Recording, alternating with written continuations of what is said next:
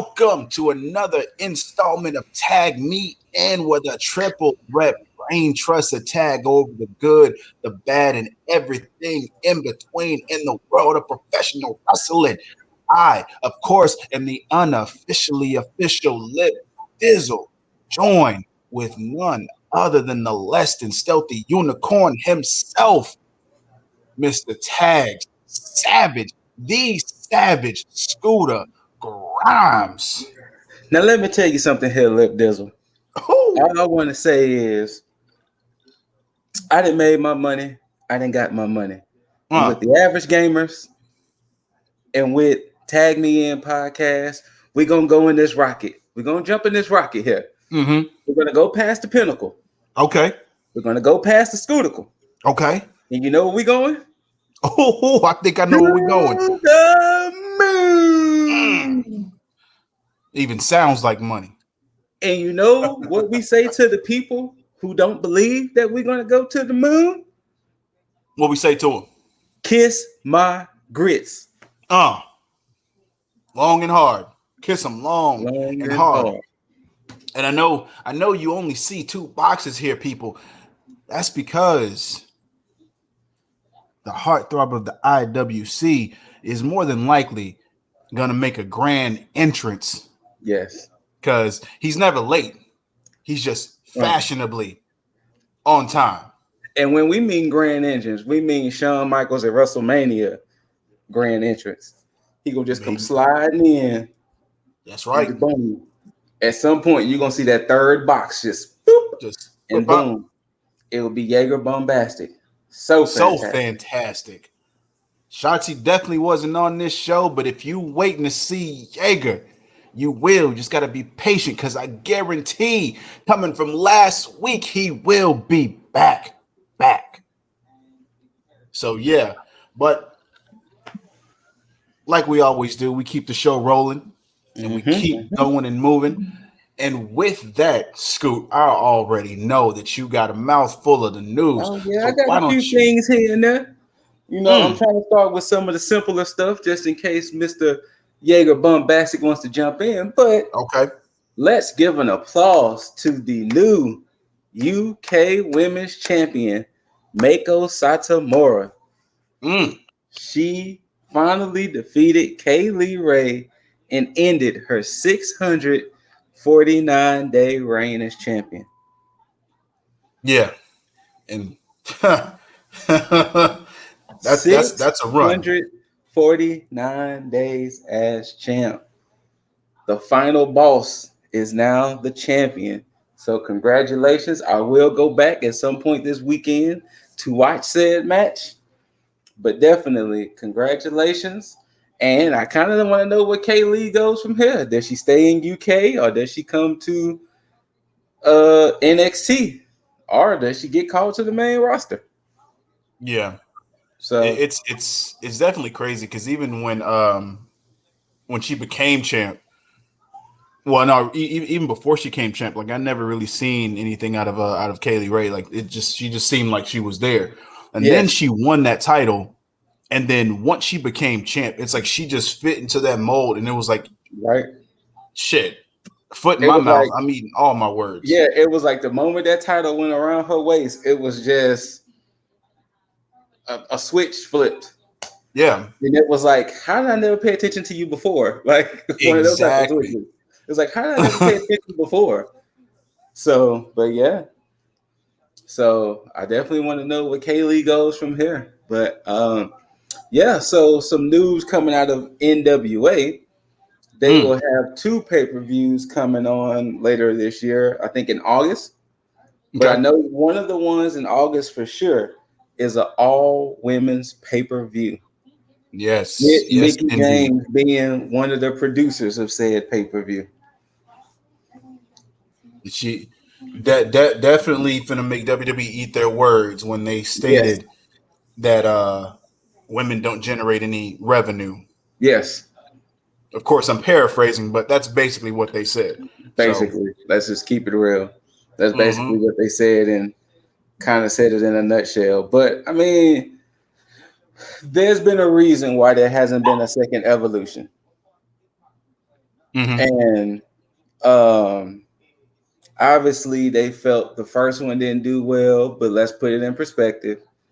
If you watch the Evolution, it looked like a house show. It Indeed. seemed like there was no production. Yeah, that was hype, but it wasn't like hype like some other shit you see from WWE. So, but I actually enjoyed Evolution. Same. So, and I'm still under the belief that I would like to see another one, or at least an NXT version of Evolution. So, Yeah, I one always of the two. assumed that there was going to be another one as well. Same. I think everybody did. I think many people were surprised when that next year rolled around and there wasn't another one. So it was like, oh, well, I guess that's the only one then. So, hey, okay. But yeah, Damn shame. Damn shame.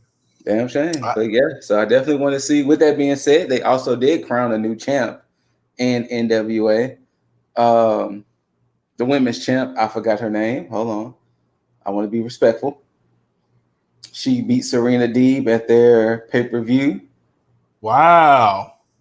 Yeah, I sent it in the group chat. Her name is uh Camille,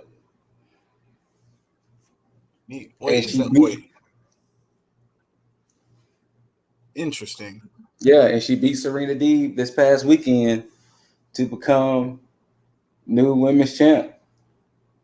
Yeah, when our shadows fall, that little pay per view they had, she beat the champ there. And from the looks of her build, because I had to look her up, she Mm. looks like almost like their Jade Cargill Huh. because she was a much bigger opponent. She Oh, wasn't a small opponent. Yeah. so that must have been just like a whole just a power game. Then hold up, let me I think see. so. From the way it looked like it was just power game. Oh wow, yeah. She almost looks like fuck. Well, I don't know why. Oh, Alexa Blaze, Alundra Blaze. There we go. Yes. She almost looks like her, just a little bit. Yeah. So Interesting. I wonder is that going to translate into AEW? I That's wonder, that. That was my question as well. yeah, I wonder because I haven't heard no news yet about Camille making appearances in AEW yet. So I guess we'll see with that. Yeah, I think because is because I think because Serena Deeb's not signed with NWA. I think she's strictly. Let me see here. I should be. AEW. Yeah, yeah. She's on the roster for AEW. So, Okay. mm, so yeah. Now I do wonder if they're gonna start having the champs over there because so far that's been the only champ on AEW from NWA. I mean, because we can't really count fuck. Why is everybody's name fucking eluding me? Pope Magnus, not Magnus, there we Magnus. go. Well, Yeah, he's going by a different name, but yeah, yeah, Magnus. Magnus was his TNA name, but Yeah, it'll come to me eventually. But Nick yeah, Aldis. that Nick Aldis. There you I'm go. about to say, like, let me respect that man's name now. Nick Aldis. Which of course it makes more sense that Mickey James is doing the stuff for NWA since It does. Um, because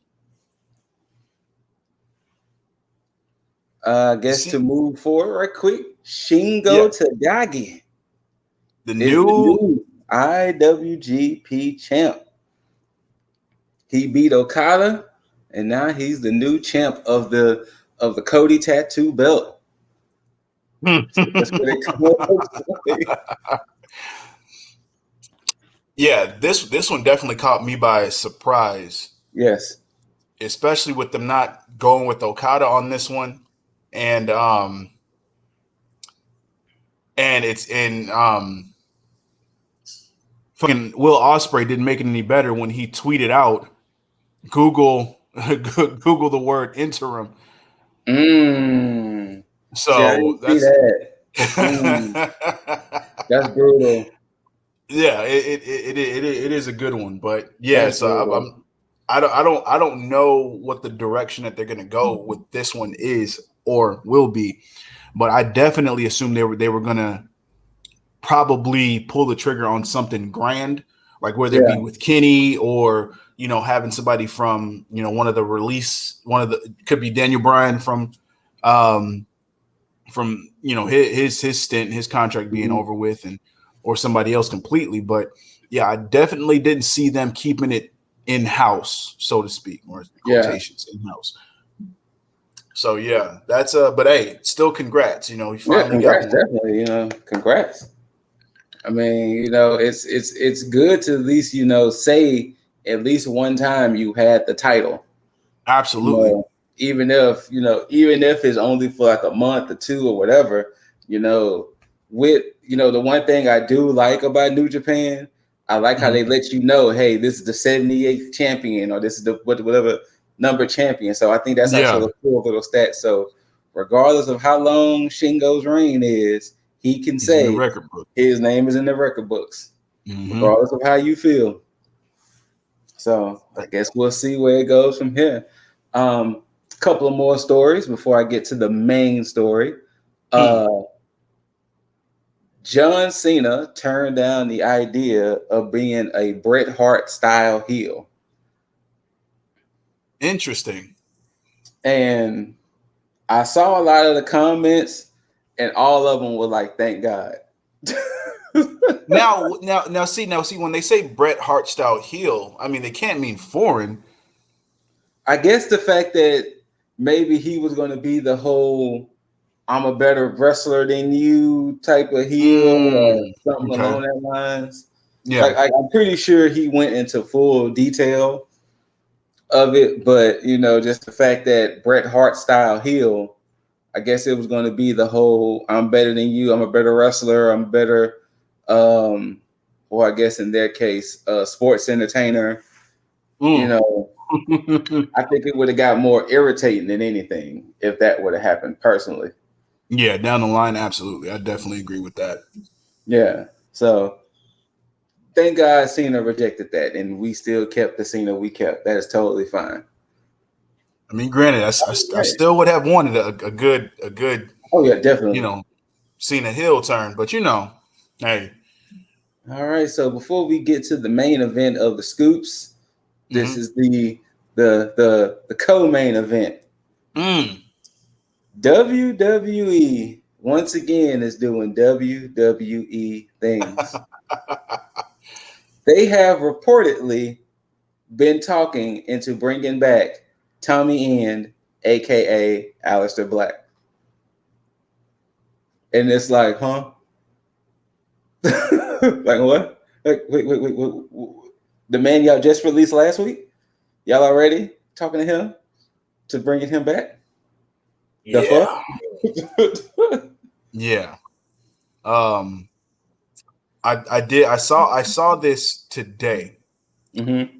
and now from what I heard about it, basically them stating that some of the officials in the back felt like he was let go before he should have been, which is technically true. It's true for a lot of people that they tend to let go. I don't see why it would be any different this time. What made them have a conscience? Who got? I mean, it had to be between I'd say Trips, Paul. I mean, both. I mean, Trips is Paul, but Paul Heyman and Helmsley. Somebody had to basically get in Vince's ear at that point. If in It was fact this probably is true. Heyman because I know he personally thanked Heyman. Mm-hmm. So I wouldn't be surprised if it was Heyman who probably went to him and was like, we didn't try to let this gimmick play out a little bit. Like we kind of, you know, I understand he was just coming back, but we didn't give a chance to let the Dark Father gimmick take root to see how it was going to do. Yeah, true. So, because I think it could have went in an interesting direction, and from that, I have two different split offs. Do Mm-hmm. you want the Jobber Tears podcast split off, or do you want Booker T's split off? I feel like Books is probably going to piss me off. So because for it, look, and let me just preface this: nothing against Booker. It's just he just seems like he's just like a mouthpiece for WWE half the time when I do listen to him, But Well, good Houstonian. let's go with Book right quick. Yeah, Then let's definitely do that one. basically, he felt this was only geared to Alistair. Alistair didn't have the it factor. Bullshit. Yeah, he had the cool entrance and the cool music, but he didn't have the it factor. And this was said on his podcast. Mm. Yeah, I'm gonna call bullshit on that because whereas you could say that in certain cases, let's take NXT for instance, when he got hurt, he was still doing his thing and he was being built up in a way to even during that time, people were talking about him like potentially being the next Undertaker type character. And so people just don't say that for somebody who doesn't have the it factor, especially when you're talking about the professional wrestler. Yes. In the Undertaker. So that's why I call BS. Now, I don't know if Booker actually watches NXT religiously like that, or rather he didn't in the past. But the comparisons between what Hunter did with Aleister Black in NXT and then what they did with him on the main roster, he had more start stops on the main roster than he did with his injury on NXT. A lot of start stops. I mean, he was brought in as a tag team wrestler with Ricochet. Then all of a sudden that just split. Then for like 7 weeks, he was asking people to come knock on his door and ask for a fight. Then we got a match with him and Cesaro. Then we got him and Buddy Murph. The next thing you know, he was just here, there. Then all of a sudden, he disappeared again, came back, got his eye taken out by Seth Rollins, then got injured, now was coming back and then released. So yeah. Yeah, I definitely don't agree with that statement from Booker. But and this is one of the reasons why it's hard for me to agree with Booker at the time because of that. Because I mean you think about it now. Once he got the release, us other people in IWC that were talking about this already was fantasy booking him and where he can go. Yes. Hell, we did it. So yeah, and so you can't say somebody that doesn't have it can't do that. Now granted, there's a lot of people that we can say that got released, like hell, Braun Strowman. Nobody's really going to fantasy book him anywhere because there's no real oomph in that. Yeah, he's a big guy, cool, but I mean, he's really not going to push the needle on any promotion that he goes to, either way, shape, or form. But Aleister Black, you could think about Aleister Black. One, we even said New Japan. We said, we played around with the idea of him possibly leading the Dark Order, which I thought was fantastic. Impact, just every fucking thing. There's nowhere that he couldn't go. And you can't say that about somebody who doesn't have it. So, yeah, definitely bullshit. Now, in the Jobbers Tears podcast, shouts out to the Jobber Tears podcast. They said the reason why they think a lot of NXT talent fails on the main roster is because they don't evolve their gimmicks. Like the superstars or backstage. When the NXT roster goes to the main roster, they don't evolve their gimmicks as superstars. They just stay what they were in NXT, and that's why they think a lot of NXT people fail on the main roster. Is because they don't evolve the gimmick. They don't evolve themselves. Yeah, now what do you feel about that? I'm going to say 50-50 on that as far as me agreeing, because I do believe if you don't fight for your character, then there's really nothing. Then you're pretty much at the mercy of whoever books Whatever your they shit. give you. Yeah. But at the same time, anybody from backstage, Vince, Dunn, Pritchard, all those included, they're looking at them when they're at NXT and they bring them up and then want them to do something different for the most part. I mean, take, case in point, Keith Lee. Nobody had an issue with his attire. then you come back and then you want to change it, and then you want to kind of gimp him in a certain way. The same thing with anybody that was in Retribution. No, yeah, you could have had a cool gimmick with that squad, but you didn't have to sit there and completely change them up as if we didn't see them like weeks prior on NXT. Especially Dijakovic. Yeah, exactly. So that's my thing.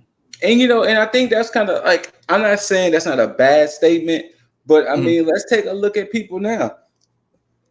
Jeff Hardy never truly evolved his gimmick, and he's That's over true. like Roman. Absolutely. I mean, Taker never evolved the gimmick. He was, I mean, other than when he went to American Badass, but Taker never evolved the gimmick, really. He was still the dead man. If anything, he took stuff away because he wasn't shooting the lightning anymore and all that other stuff. So, I mean, there were some people who, I mean, let's truly face it. People like The Rock, people like Stone Cold, they kind of still stayed versions of themselves. They never truly, like, the only person who truly really evolved gimmicks was Jericho. Jericho was one of the few wrestlers who truly evolved the gimmicks. So I think what tends to happen is you bring up wrestlers who y'all bring them up to fill in the roster, but then you bring them up, then it's like, we really had stuff for you for the first 3 weeks, but we really don't know what to do with you now. So go out there and fight Sheamus for like 2 weeks, or go fight this person for like 5 weeks, and maybe we'll figure it out. So yes, I can see that with them saying evolving the gimmick, but considering there's not too much gimmicks to evolve from, because I mean, if we look at the last, I mean, like Damian Priest, what could Damian Priest evolve into? Like his being, what can he truly evolve into? Yeah, and that's funny you said that, because even with him in NXT, I never really understood what his gimmick was, and I realized after a certain point, he was just like the party guy. Yeah, is what they made it seem. But just a badass party guy. But it didn't translate when he first came out, because when he came out the first time with the whole flaming arrow stuff, I was like, well, okay, where were they going with this? Exactly. But you're right. I don't know what you can do with him with that gimmick other than just completely abolishing and changing to something completely different. Yeah, like, I mean, if you go from debuting with Bad Bunny and all this other stuff, and then all of a sudden you win a lumberjack match with zombies, that's not on you. That's not on you. Yeah. So yeah. So I mean, I think personally what tends to happen is that I don't know how many writers are hired by WWE or what they have. The problem is that we know ratings drives the shows. True.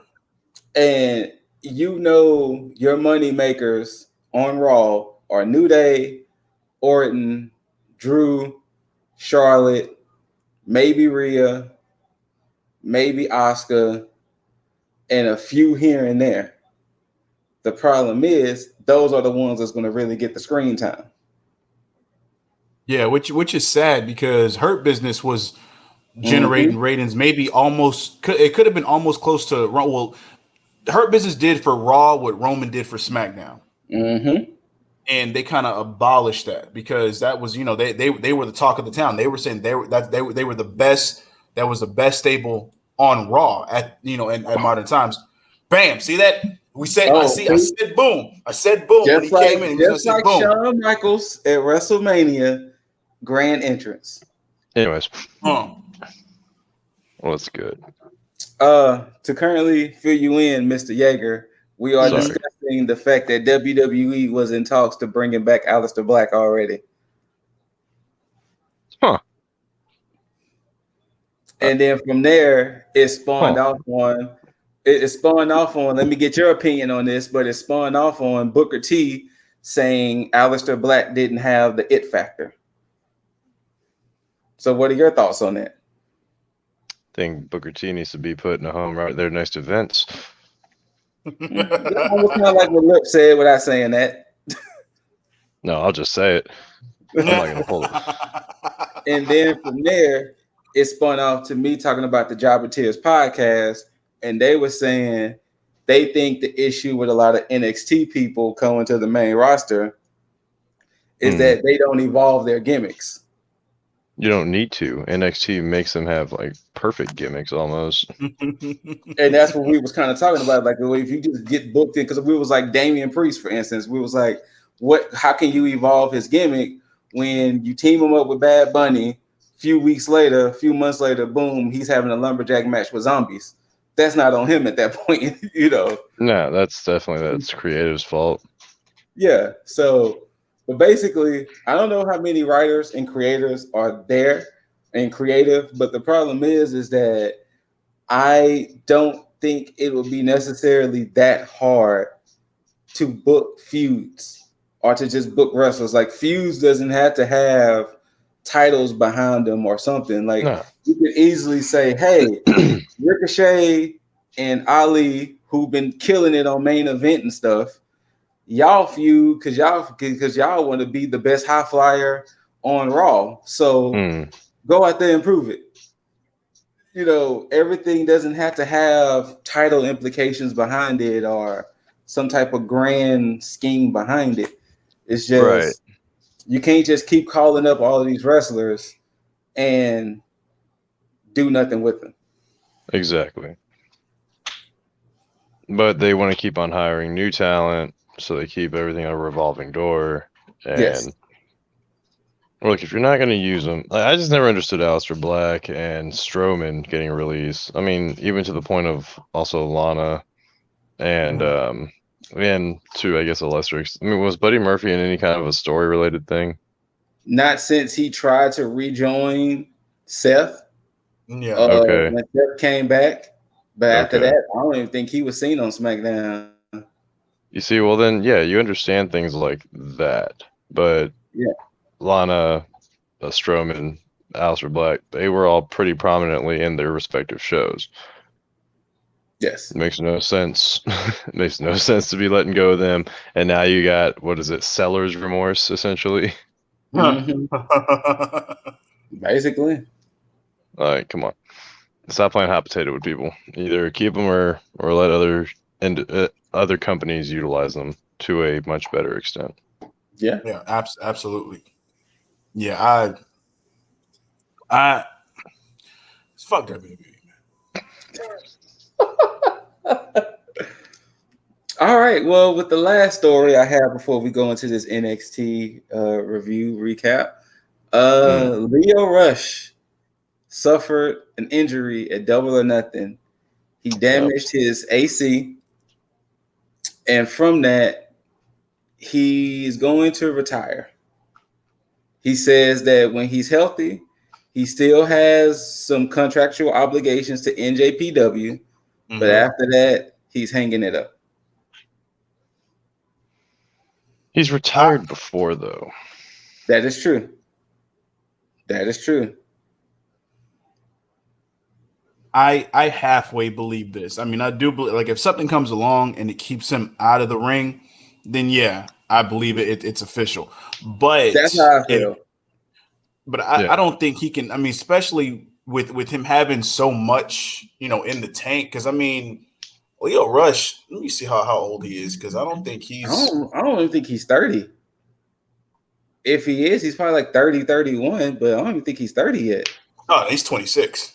I was about to say, yeah. Jesus. Like, I mean, because you got to think. He has a rap career.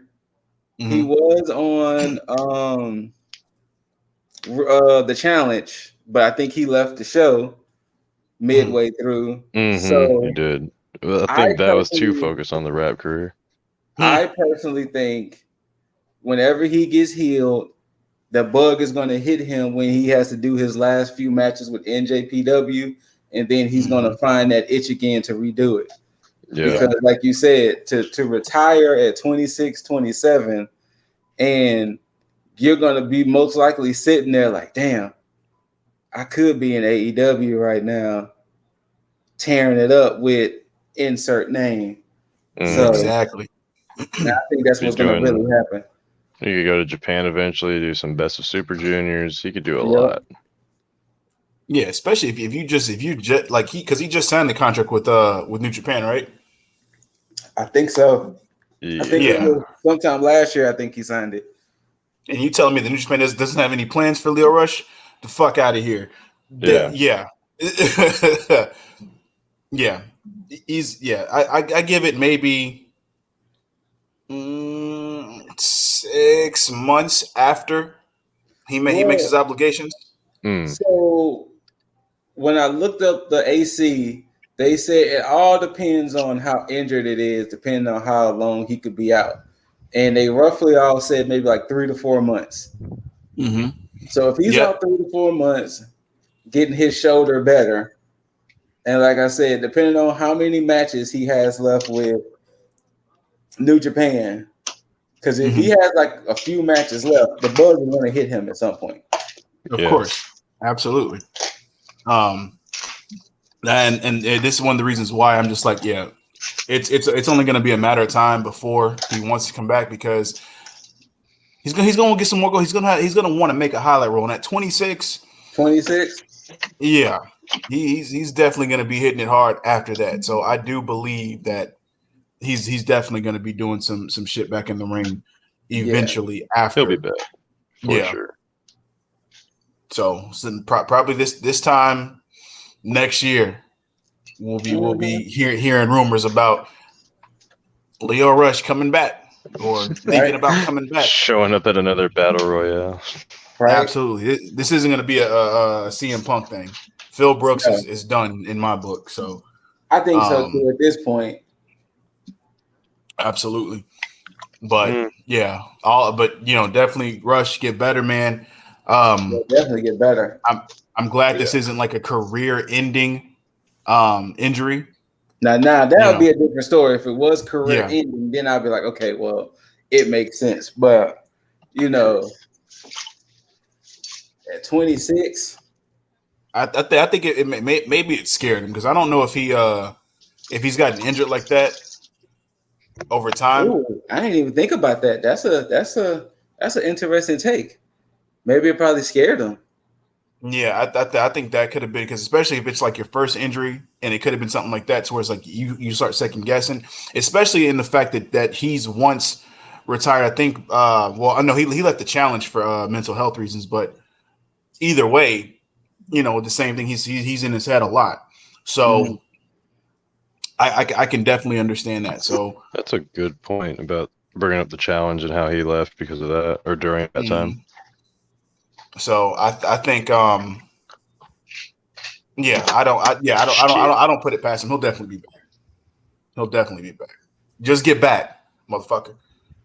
Basically. With that being said, let's discuss NXT, because we also got to give predictions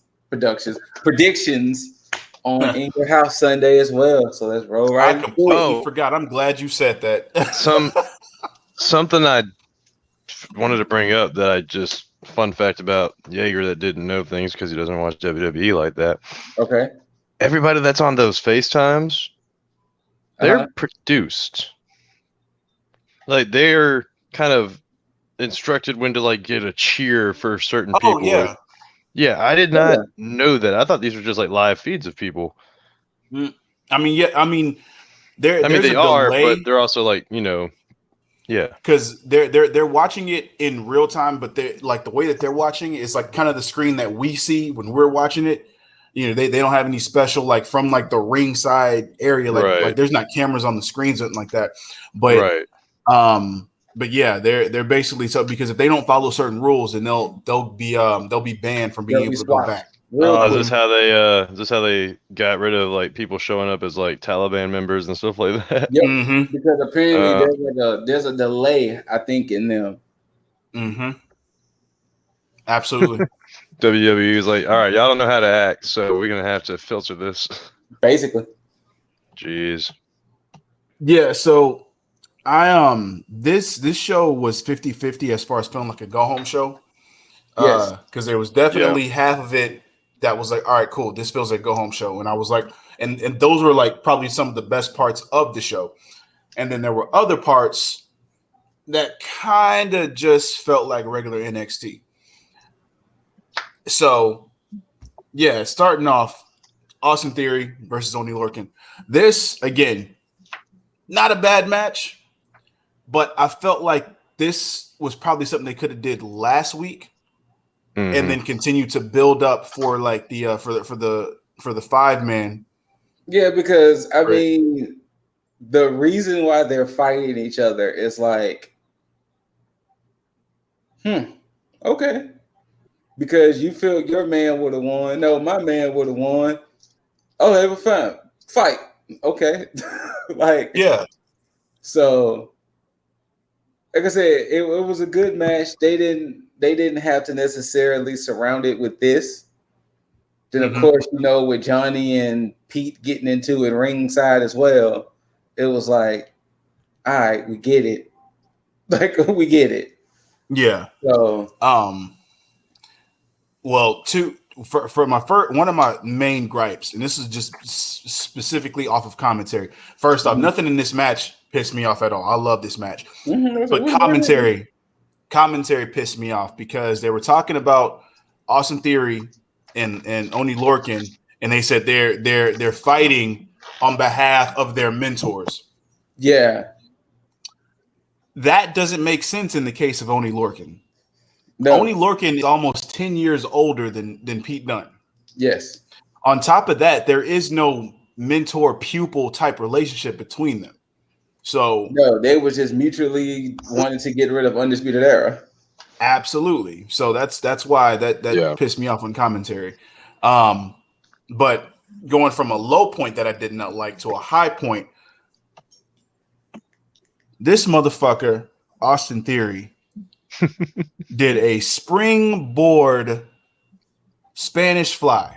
Fam.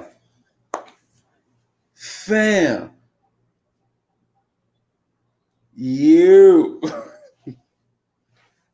Like, that was like spot of the night. I thought that was his new finisher. I thought it should have been a finisher. It should have been. But I think the problem is that Spanish flies is damn near done by everybody.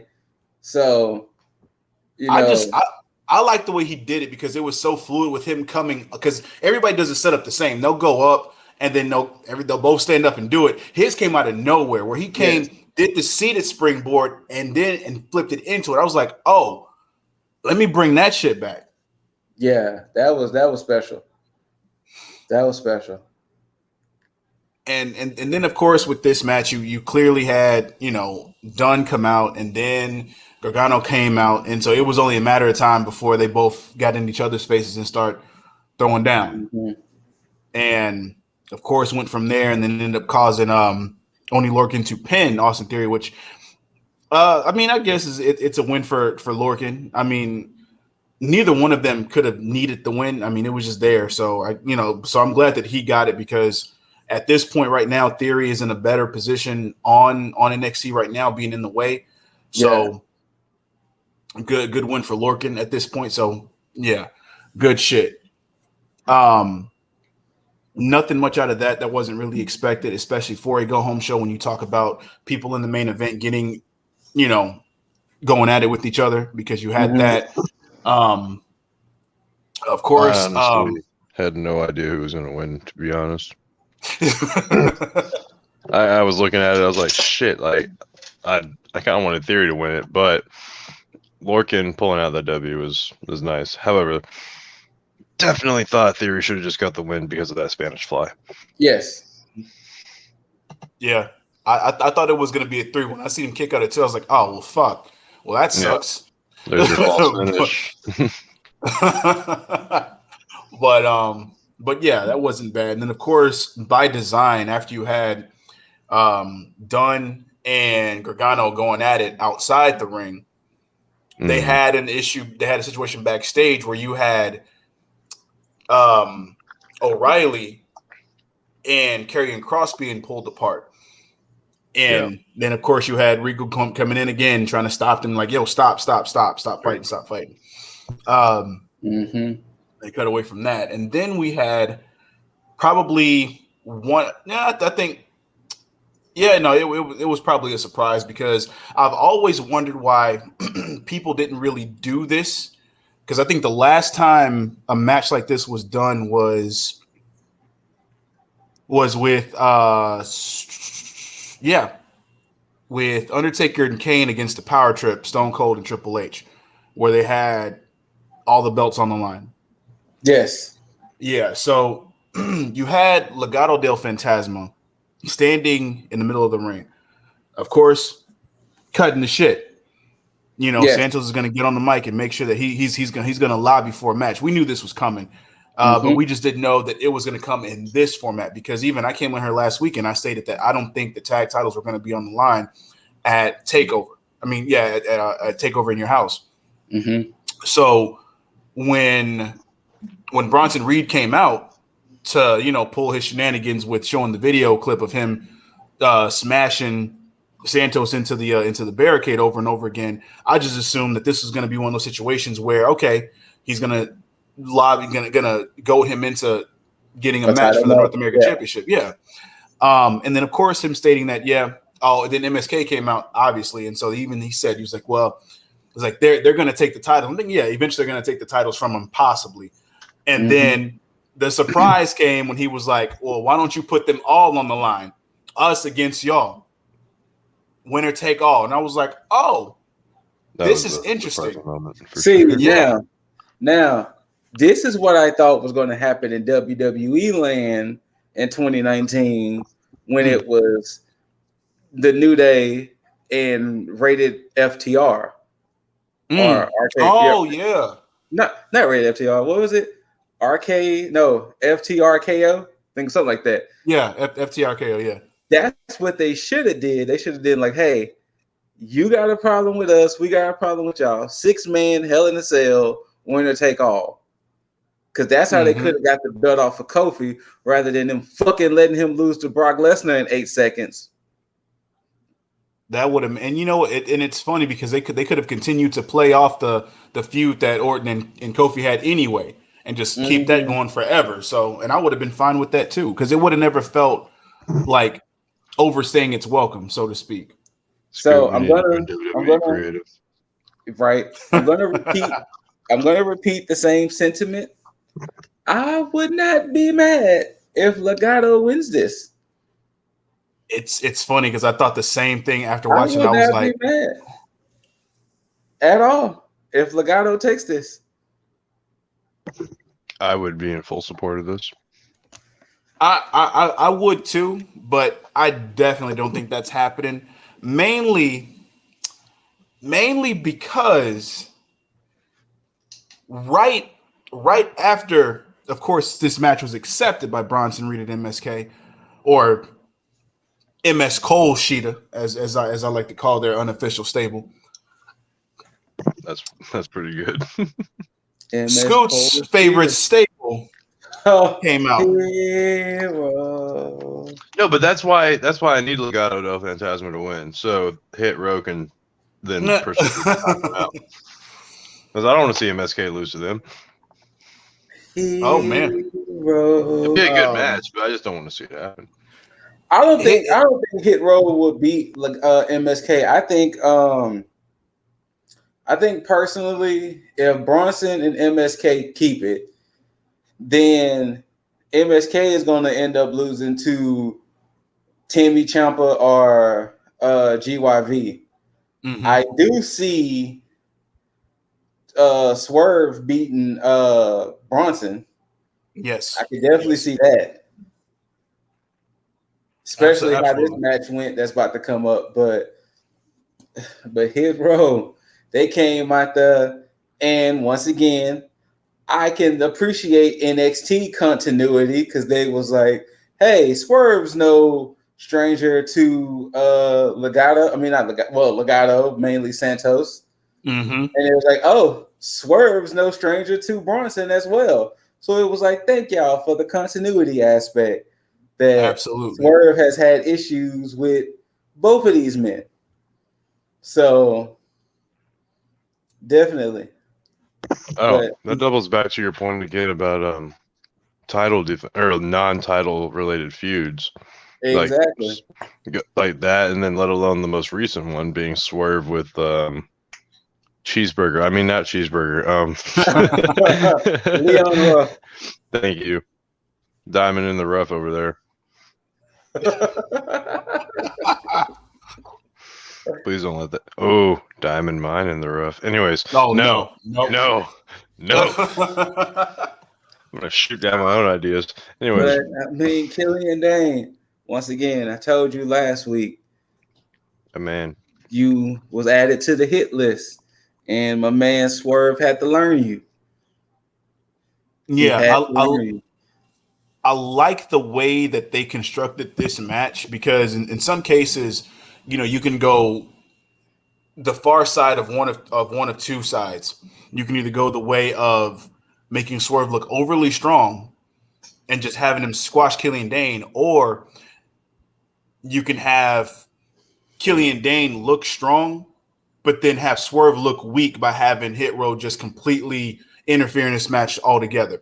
And that wasn't the case because what they did is they peppered in interference without really interfering. Like they would have,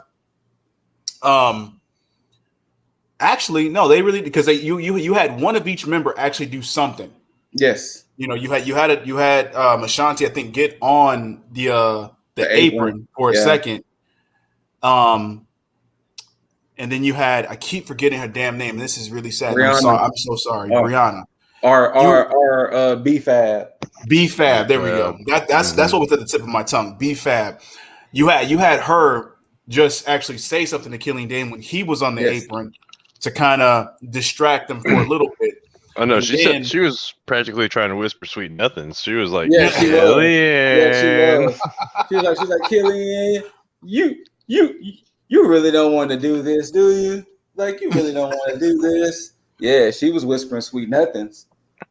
And come on, you above this. And then while that was going on, you had poor old Drake Maverick get tired of all the interference and decide to intervene himself, and he took out Ashanti. But then Top Dollar then got the whole he brought back "Are You Outside Your Mind" without actually saying it. Yeah, and took care of Drake Maverick, and then he got in Killian's face, and that caused Swerve to get the win, which was good because this match went on long enough to showcase that Killian. That is finisher now for Swerve. No, that turnbuckle maneuver. I think that's his "I'm fighting big guys" finishers. Yeah. The JML driver, the one he beat Leon Ruff with, that's his actual finisher. All right. Okay. Yeah. The JML driver is his actual finisher, but I think he couldn't pick Killian Dane up to do that, so that's why he just did a standing version of the house call in a sense. Okay. Which definitely makes sense, and it's it's good because back in the day, if you had a little bit of strength, you can pick somebody up. They was gonna make you do it. Yeah. It was gonna end up being freaking Cena with the Big Show. I mean, that man looked like he was about to die when he would do these things. Yeah, it was be all wobbling and shit. They'd be like, yeah, you'd have to take like a whole wide stance whenever he pick up the Big Show. We was like, look. You could tell it was in the works because I'm pretty sure Cena was probably in the gym lifting big weights to make sure he could lift Big Show up. Wasn't that a Mania match? Big Show up, but able to flip him. Yeah. So, like, I'm pretty sure that was a Mania match, right? Yeah, WrestleMania 20. So, yeah. First that match. was 20. That was 20. Yeah. And I remember that I mean, it was a brilliant spot because I lost my shit when I saw it happen. But at the same time, I'm looking at Cena and his face is like a tomato. He's got the wide stance and he has to hold it for a couple of seconds. Then he drops him. You notice that every big man after that, though, he immediately gets them over. Like, no. It didn't look as effortless as when Bianca had Otis on her shoulders. No. Oh, right? Like Bianca had Otis, and it was like, all right, hold on, boom, all right, I'm good. Like, it's like, all right, Bianca, all right. But Over here with You these know what? 300-pound men. This is not related at all, but I've been dealing with this for like the past, I think, like 2 months. Like my PS5 just like turns on randomly on its own. What the fuck? Yeah, it does. Like yours doesn't do that. The fuck no. No. I'm lying. I think it did it once, and I thought I had it in rest mode, but I was like, no, you just turned yourself on. It did it once. Yeah. That's Yeah. interesting. Mine does it consistently. It does it at least like I think 3 times a day. Are they on the Oh, shit. same outlet as is anything else like an Alexa or freaking Google Home or something? Now I'm gonna chalk it up to it being hooked up to a Sony TV, Okay. and maybe they're just saying, "Hey, No, fuck it, it's time for you to turn on." I don't know, but yeah, That could man. be an interesting theory. Because I know when I had my PS5 hooked to my Sony TV, if I just cut the PlayStation on, it'll cut the TV on. Huh. So Yeah. it Oh, could yeah. be That's what mine does too. So yeah. so it could Fair be a enough. Sony thing where they could be just talking to each other. Hey, Jaeger, sideways. But they could be talking to each other, and yeah, but that would freak me the fuck out. That all of a sudden I'm just sitting there next to you here, and it just Yeah, every single time. But but for those of you who have a PlayStation 5, don't think that you got the androids after you, man. It's just it just could be your TVs talking to each other. So hey, fun fact. I think Jaeger might be frozen. I think so. Because he's sideways, he got the face. So or PlayStation got mad and Sony's like, yo, let's take everybody out one by one. right. And they're starting it now. But yeah, we had some backstage stuff with this feud between Poppy and Candice LeRae, or rather Candice LeRae's issue with Poppy. And they had her and Indy backstage with Mackenzie. And of course she's getting mad again. Indy's in her own world mentally. Did I freeze for a second? Oh, it was more than a second, but yeah. I mean, yes. Technical difficulties. Somebody called me, and I had to just tell them, "Shut the fuck up! I'm on a podcast." But apparently, it froze me. To double back real quick, about the PlayStation. I know I'm continuing a non-related issue to wrestling. However, I have a Fire Stick hooked up to my TV, and my PlayStation is also hooked up to my TV. Anytime I use the Alexa or the voice thing on the remote, it turns on my PlayStation, which then the HDMI overrides and then throws on the PlayStation instead of letting me continue to watch whatever on my Fire Stick. Well, then it's easy to say it might be a TV issue. I have a Samsung TV, so fair enough. Obviously, Sony wants to be the dominant force, right? It's like, clearly, it's like, hey, show me X and X and X movie, and it's like, okay, let's turn on your PlayStation. What? Exactly. But yeah, people. I mean, you know what? I guess I do want a game today. All right. Right. Oh man, well, that's what I thought it was doing. I thought it was feeding off like my energy. It was like, oh shit, you want a game, huh? I'll take care of half of it for you. Just grab the controller. I got say you. Less. I'm going to turn on right now. But yeah. Oh, where are we at? Poppy? Yeah, we're at Poppy ended up showing up, and then it cut to Candice having a interview with or Mackenzie having an interview. Poppy though. Anyways. Look, I'm definitely not mad at it at all. No. At all. I'll bring up something later with her later stuff. But yeah, I know. I think I know what you're gonna say, and yes, I'm pretty sure that's exactly what happened. But yeah, Candice was already fed up with them talking about Poppy, and she kind of fed more into that. Saying that she was gonna end up taking care of it, and because Indy ran off like, wait a minute.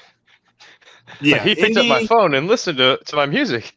There you go. And she said he even cried a little bit.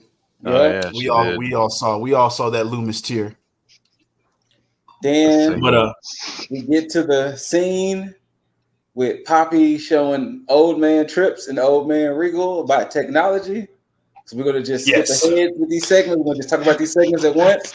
And This with the okay push boomer of a moment. button, and with the push of a button, Poppy was able to upload her new EP right then and there. And The Trips was NXT just like, EP.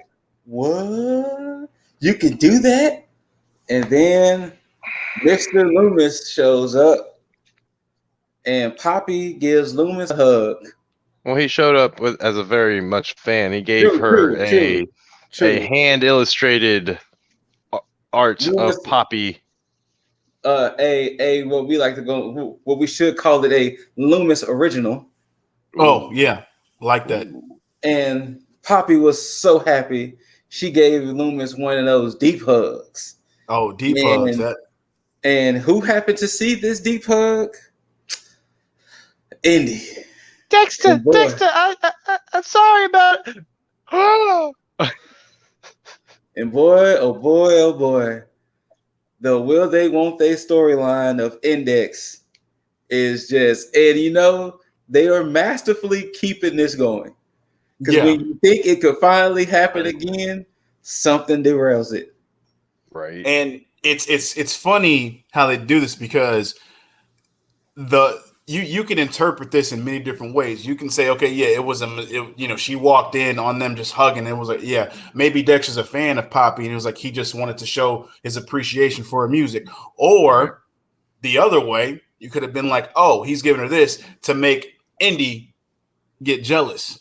Mm. Just by the way that his eyes were just open. Granted, that's a Dexter Loomis thing automatically, Yes. but Props to he Dexter Loomis for never breaking that look, that character that he just the whole time. Like no expression change, nothing. Just But you know where what, are the though? eyes looking? But you know what? I will say this. He did get a lot of practice with it as Sam Shaw in TNA. Oh yeah. That's true. He got a lot of practice with it. So let me ask y'all a question. Do y'all think he's finally going to say something to Indy? Like he's finally going to actually talk? Nah. You think he's going to say yet? Okay? Like he's finally going to be like, Indy, don't go, or Indy, I love you, or something. Oh, while he was still hugging Poppy, his eyes trailed off to look after Indy. Mm-hmm. Yes. So yeah, clearly he cares about Indy, or is it possibly trying to make her jealous, like looking at the action, like the reaction to his action. I don't know, man. I just want them to freaking like get together already. However, all this teasing back and forth is keeping me entertained as well. So, but see, that's the thing. You're intrigued. You're interested in this soap opera shit that they got going on. Yeah. They found a way to do it. So NXT did it the right way. Yes, as compared to their counterpart. It's so serious that even Candice acknowledged it. Candice acknowledged that Index is a thing. That's true. She did. And I guess we can go ahead and fast forward to when Candice called out Poppy. Yep. Yeah, let's before we get to that one, I gotta give a little acknowledgement to Triple H trying to recreate his DX moment. However, it was a little bit of an overreaction to see a hug and be like, all he needed was Shawn Michaels right there. I mean, you could have had Regal recreate it with him, but they were both just like in awe that Poppy gave Loomis a hug. Which, come on, guys, it's a hug. It's a good hug. That's a Poppy hug. But yes, going to that is a Poppy hug. But going to the ring with Candice. So, Mr. Dizzle, can you let the people at home know what happened? I can. So Candace, as mad as she was, went out to the ring and grabbed that goddamn microphone, and she wanted a goddamn match with Poppy. And see, here is where I was like, I was conflicted because Poppy Dang. is ingrained in NXT. So it's like if she wanted to have a match, she's already been within like the NXT system for the most part. So she could have been like doing some type of training either way. But they didn't do that. They didn't do that because Poppy came out, and where I was getting ready to hear some shit akin to Bad Bunny. Poppy. Wait. I haven't watched the episode, but I saw the highlights of the shop. Okay. And that's the show with LeBron, and he had Bad Bunny, Jay-Z, and somebody else. I give even more props to Bad Bunny. Oh, absolutely. He said he moved to Orlando for those 3 months. They asked him, was it real? He said it was absolutely real. He said that everything that they do is absolutely real. And he said he went through the training. And I think even Jay-Z was like, well, hell, WrestleMania seems like it's bigger than the Super Bowl. And he was like, it is. So Bad Bunny definitely put over WWE even more. So yeah, definitely props to good old Bad Bunny. I'll say that I'll give props to Bunny for putting over the industry, not necessarily putting over WWE. Yes. I'll agree with that. Yeah, I give you that. But yeah, so Poppy comes out there with the mic, and like you, Lip, I was like, "Yep, we about to get this, ain't we?" But then she said, "You want to wrestle me? I don't wrestle, but I have somebody that will though." And I was like, "Wait, who?" Same. Like New Day says, who? And sure enough, the reveal that we got, I also was not mad about. I was surprised, but I was like, I'm okay with this. I gotta admit, I popped for Poppy's announcement. I did too. But then too, it also makes sense because Poppy and EO kind of go hand in hand. Yes. So it made sense. Because the moment, actually, I'm not gonna lie, when I saw it and before it happened, in my head, I was like, EO's about to come back. You pretty much had it predicted for a second. You had it predicted. I know Poppy and EO kind of go hand in hand. Yeah. Okay. I was honestly not predicting this. I was expecting EO to show up on SmackDown or Raw within a couple of weeks. But I'm glad she did not. Same. But yeah, EO came out there and ransacked Candace real quick. And ran Candace off. And then they went to celebrate, both Poppy and EO. And Poppy had a surprise for everybody. I didn't realize her outfit was what her outfit was. Same. I saw the stockings, and I was like, are there shorts or something underneath that? Or like something? And I mean, we never found out that, but... Yeah, I didn't realize it until the screen cut to black. And I brought it back. I was like, wait, is something? Then I realized, like, oh, that's why. Because had a near miss there. Yeah, her blazer, what was under her blazer was very revealing. So when she went on the turnbuckle, her blazer opened up, and they cut that real quick. So I was a little curious, like, was there any coverage there? Because it was like right here. They got it just in time. Yeah, they really must have. That 3 to 5 second delay is amazing. What you can do with 3 to 5 seconds is amazing. Yeah. But so is this going to be a Candace and EO feud, or you think EO's going to find her a tag partner? That is a good question. Who would she partner with? Can I say stereotypical? I hope it's not Saray. God damn it. Don't make it do that. That's why I said I hope it's not Saray. Yeah. Let's hope it's not Saray. Yeah, no. I mean, but it can't be somebody over the top either, because then that would almost assure that they would get a win over the way. And I honestly think that those titles are going to Casey Catanzaro and Caden Carter next. You think so? I think so. I mean, because they've been the quintessential women's tag team in NXT for the longest. And I think now if they don't get them off the way, I think that they're going to end up doing like a big like thing for them to win it, because it would make the most sense. But it's either going to be off the way. But if the way loses it to somebody else, and I think it's going to happen like on a big show where they do a build for it. But yeah, but that's, I mean, anytime I thought about the women's tag champs or women's tag titles, I always assumed that Casey and Caden were going to get those titles, like either be like the first ones or be like those the super fan favorite to have those titles. These make sense. But yeah, I can see them doing the cliche thing of pairing her with Saray, but I think a little bit of an OP tag team though. At current, the way they're showing off Saray, the way we know that Io is a goddess, so yeah. But I think it's so cliche that it's something they might do. But with NXT, because they make every fucking thing work, that this will be one of those situations where it's like, oh well, you know, you think it's gonna happen. Watch how good we do this shit. So, but before we move on, Io though, I always love her entrance. She walks in, or like her entrance is like just, I'm shit faced right now, and I'm about to, and I'm just like gonna stumble into this ring. But, and I mean, even when like Poppy was helping her take off her jacket, she's like, shit, I can't get this thing off. I'm just trying to beat ass right now.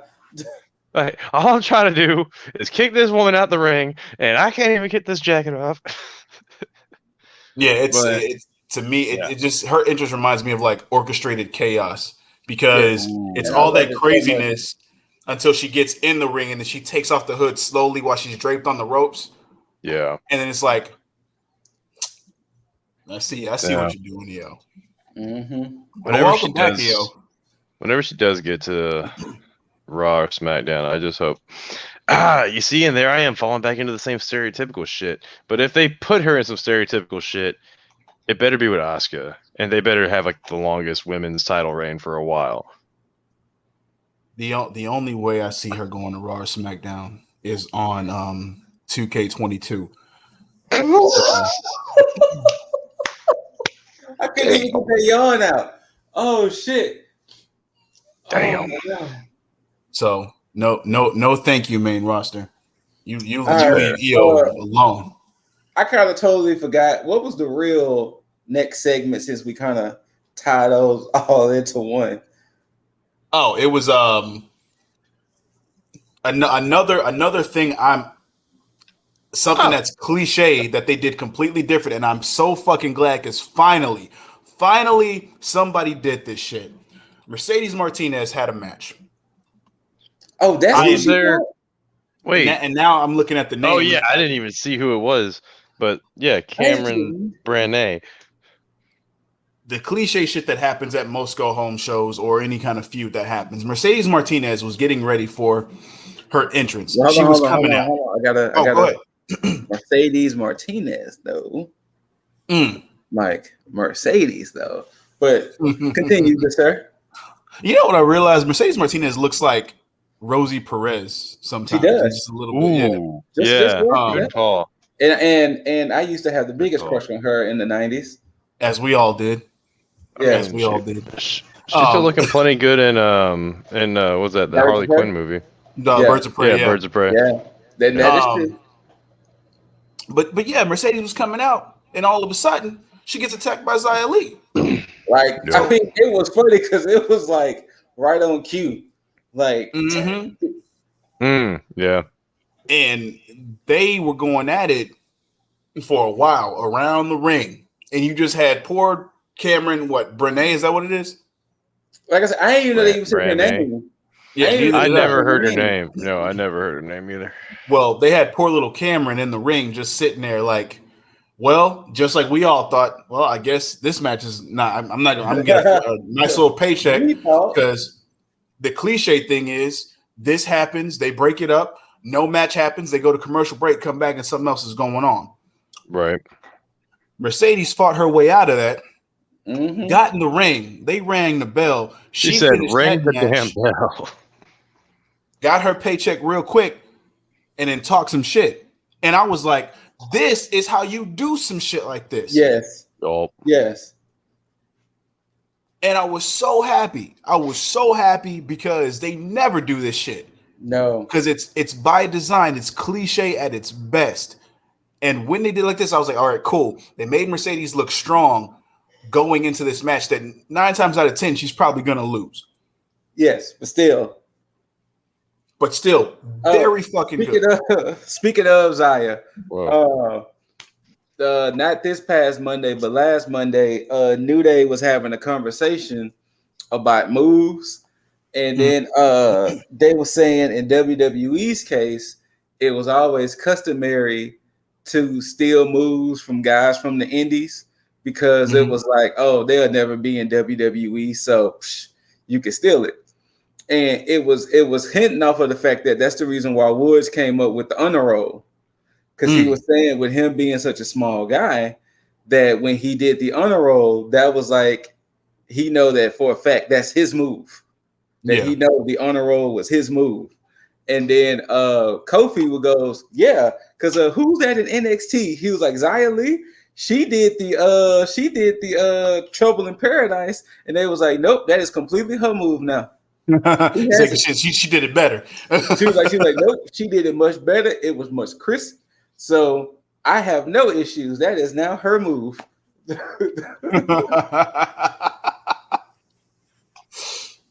Good shit on Xia. Yeah. But yeah, like I said, I didn't even know they even announced her name because I just thought it was like, damn, that poor woman still about to take a L. Yeah. They and she did swiftly. Yeah. So, but that was good. And again, these are one of the few things that's part of the go home show side of the go home show that was really, really good. And from that we get this a few vignettes.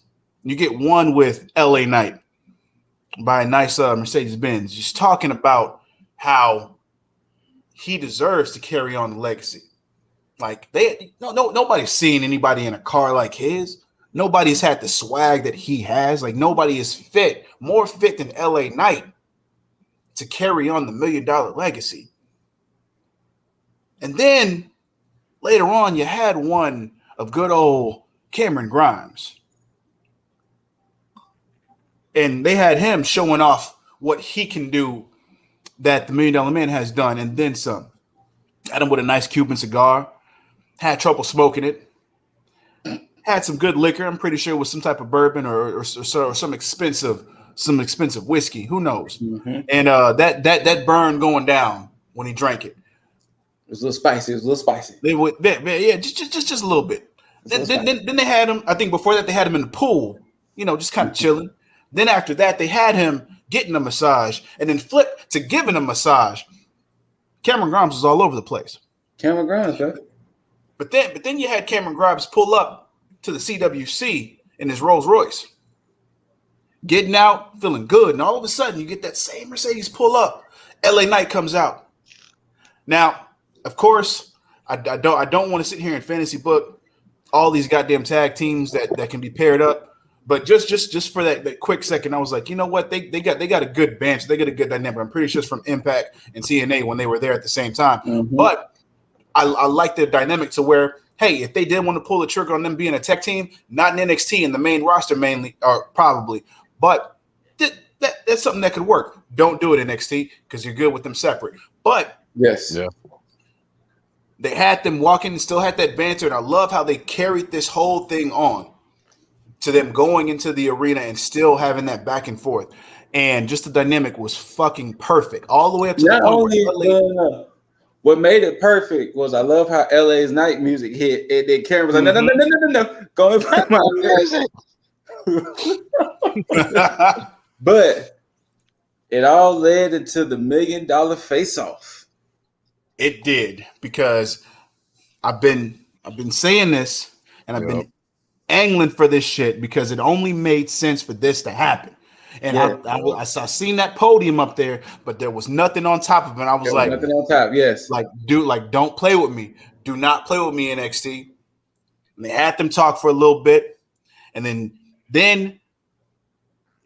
Ted had them lower down a ladder, a gold ladder, the golden ladder of success.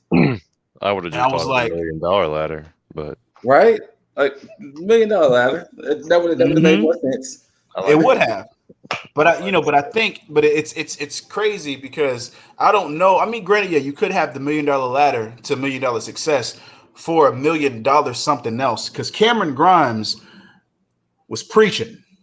He was preaching hard, because he was talking about how he was going to climb that ladder, and he was going to get up there, and he was going to attain and acquire that $1 million legacy. But then he said it, and he sounded just like a preacher when he said it. He said, as I look up, and I can see I'm climbing for success. To the roof of the CWC. Ted, I don't see what I'm reaching for, though. And then that's when my eyes widened. I was like, oh shit, we about to get it. We about to get this shit. And then Ted said, I'm glad you said that, because I'm going to show you what you're going to be reaching for. And then he motioned for his boys to bring something. Bring in the briefcase. And then they brought the briefcase in. They unlocked that briefcase. And then Ted, after a few words, said, this is what you're going to be fighting for. And he opened up that briefcase, and there it was. The $1 million championship. So pretty. So pretty. It was gorgeous. It was. Is this an actual belt that's going to be in circulation, or is just for this match? No, I still stand by it. Just being just basically being a piece or accessory. Oh, kind of like the FTW championship. Well, yeah. Well, see, that's the problem. See, this is a championship that actually can just be an accessory. The FTW championship should be defended like they said it was going to. No, it's an accessory. It's an accessory now. But with the $1 million championship, we already know what it is, because even when Ted DiBiase first originally brought it out, when he had it, that's all it was. And the same thing with Stone Cold. When Stone Cold was a ringmaster, he just had it. He carried on a legacy, so to speak. I think this belt needs to be given the same. What's the word here? This belt needs to be given the same, I guess, respect as, like, say, MJF's like AEW ring. Yeah. Sorry, not given the same respect, but held in the same capacity. Like, it's a bragging rights title. Maybe you'll get a challenge out of it once or twice out of the year, but yeah, this is going to be whoever wins this title. Which, come on, are we going to just go ahead and throw out the prediction? I'm going to say Cameron Grimes. I mean, my name is the person who I think is going to win. These are facts. Like, I'm going to just say this. I mean, we're going to re-talk about this again when we go over the predictions. Oh yeah. If Cameron Grimes doesn't win this match, I'm going to be pissed. I'm just put that out there.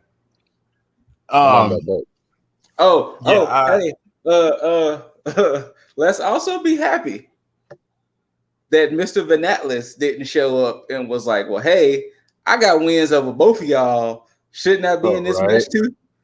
Let's be happy that didn't happen. I completely forgot that I even said that shit last week. That's how disgusted I was with myself that I even wiped it from my memory.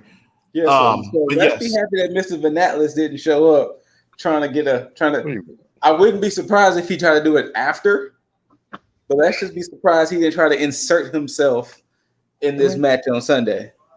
Now, here with you saying that, here's where I'm not mad at this whole idea, because this is where I think that this title actually makes sense within NXT, because of the fact that we have title pictures where we kind of know where everything is going. And with this $1 million title, let's just say, just for the sake of fantasy booking, you have Cameron Grimes, you have LA Knight, you have Jake Venatlis at this point, and then you have this $1 million title, and you have this storyline that originates from this goddamn title and Ted DiBiase himself, all to see who's going to carry on that legacy. This in itself could boost up Venatlis's momentum in a way to make me actually care. And then two, this also keeps these competitors, both Grimes and LA Knight, out of any other championship picture.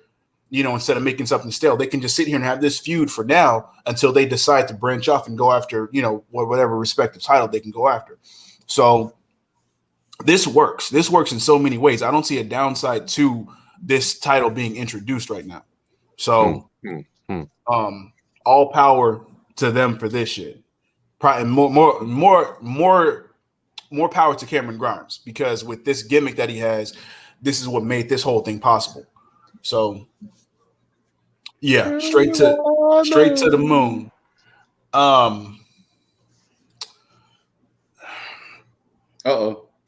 NXT decided to, say, hey, you can't have a show without some BS going on. So we could totally skip this. Cool. We could totally skip. My favorite line. Have to talk about this. No, we don't, because I'm going to talk about another something. My favorite line of the night came from an interview with sorry, Mackenzie, I'm going to refrain from calling you Mackenzie because of what Fandango said. He called you Mac and Kinsey. Yeah. He said Mac and Kinsey, apparently they have an issue with Walter, or Walter has an issue with them, because he feels like they disgraced Imperium. And it was funny because you had Brazongo calling him by what was it, Marsupio, and what was the other one? Oh, Fabio. Yeah. And so Fandango corrected him, and he actually called them by their actual names. Yeah. So this is where I think we're going to start to get more of a serious Brazongo moving forward, because they spoke in a low tone, almost like a slight whisper during this whole interview. I was really. Would y'all enjoy if we talk to y'all like this for the rest of the podcast? If we just talk just like this, almost a little ASMR, so but just not fully. ASMR, yeah. Really talk just like this, real low. I mean, probably in Jaeger's case, the ladies might love it if Jaeger do it, so it might actually work in Jaeger's. You gotta drop it down a couple of really, for so some Jaeger after dark action. Yeah, it might work for Jaeger. This might get the views up. So with that being said, Jaeger, go ahead and give them like a couple of seconds of you just whispering sweet nothings. So Fandango and Tyler Breeze there, they were just pretty much giving a rundown to Mackenzie about how Walter just seems to have a real stick up his ass against them, even though he's apparently wrestling all over Europe, even Germany. They called him like the German champion or something. Something like that. Something to that degree. Yeah. But what I really noticed at the end of this interview though was how Mac and Kinsey took a second to take a looking down at Tyler Breeze as he walked away. But also shout out to Fandango, who opened his shirt a little bit. Yeah. It was quite a little charge of an episode, or of an interview, I should say. Indeed it was. But it was. You know what? It's always nice to see Breezango on the TV. True enough indeed. But yeah. But that was a nice little peppered on thing like that they threw in the show. One of the things I did appreciate as far as that, because it's not something that took away from the from the Go Home show. It just kind of added on to what was going on in the future. And I do like that future prepping that they do. Mm-hmm. Not the nothingness that, I mean, granted, the first match was a good match, but it was still for nothing. But when you have situations like this with Fandango or with Breezango, and then what happened next, which of course was a nothing match, but GYV did indeed have a nothing match that went longer than expected, but it went longer for the fact that you still wanted to make sure that you got Toothless Timmy and Ciampa in the whole segment. Mm-hmm. So as this match was going on, you had GYV getting their shit in. Of course, it didn't make August Gray and Jiro look bad. I had to remind myself who these people were. Sorry. You know, honestly, I'm starting to think I might have to do like what Jaeger does with Elevation and Dark. I might have to start doing this with 205 Live. Because obviously... Oh, is that where these guys are from? Yeah. Yeah. They wrestle primarily on there. So obviously I need to start skimming through the 30 minutes of 205 Live just to... Is it only 30 minutes? Yes, it's only 30 minutes. That is sad. How many matches go through that? They filmed it at the CWC, and it's usually like 3 matches. 3 matches and 30. Yeah, it's usually like 3 matches.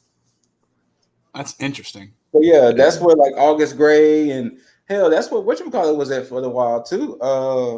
Legato, Wild and Mendoza. They was doing a lot of tag matches on 205, and that's where our non-favorite tag team was getting a lot of their W's from, was on 205 Live. I know not of what you speak. That's why I never said their names.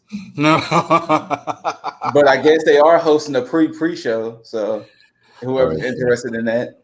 I really just hope they get off wrestling and just go to pre-show shit. I mean, they're not... Look, they're just so vanilla. They are. But, Jiro, my man's was wrestling in a whole ass fancy jacket. I'm like... It I don't know if that was on purpose or what, but he was in the whole jacket. But I loved when was it okay, Loki, fine. Was it Drake that touched the jacket and then he got pissed off? Yeah, I think that was. Yeah, I think that was. Because I'm sitting, I was like, wait a minute, and it was funny because I knew for in my heart of hearts, Ciampa and Thatcher were going to come out. So I like fast forwarded through the beginning of the match because I was like, man, I was sitting and watching. I'm like, he's still in this fucking jacket. He's through the match. I'm like, yeah. And so finally, when Ciampa and Thatcher came out, I stopped and I played it from there, and it was all right from there. Yeah, this is. I was waiting for this part because another surprise that came too because, as they said, after GYV won, they got on the mic and they said, we're done with you. We're not. This is not what it is. And then Ciampa reassessed and said, no, it's not. You're not going to get to MSK or touch the NXT Tag Team titles until you go through us. Mm-hmm.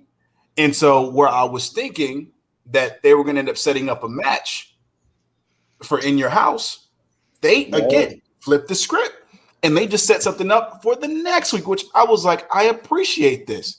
Yes. Because you don't have to sit there and load the fucking card with stuff, especially if you're going to, again, future prep. Yes. And I'm fine with this because this means that you're holding a lot of importance with this match and this feud by throwing it on something that's not going to have it overshadowed by everything else. Mm-hmm. And so now they're going to have a match with Tornado Tag Rules. Mm-hmm. So this, I am all for. I don't know what's finna fucking happen. I'm pretty sure that Thatcher and Ciampa are probably gonna go over. So that, I mean, it's for storyline purposes. I think what's going to happen is they'll go over, and then GYV is going to be like, okay, fine, now you're our problem. So now we got to focus on y'all. I think I can safely say personally, I think Ticket to Mayhem is in my top 10 of tag team finishers today. Yeah. And it's finisher, definitely one of my favorite names for a finisher. It is. That finisher is ridiculous. I don't think I've ever seen somebody go from a tombstone position and get flipped up into a code breaker. Yeah, code breaker. Yeah. So I think Ticket to Mayhem is definitely in my top 10 tag finishers of today. And the name is definitely in the top 10 names of finishers today.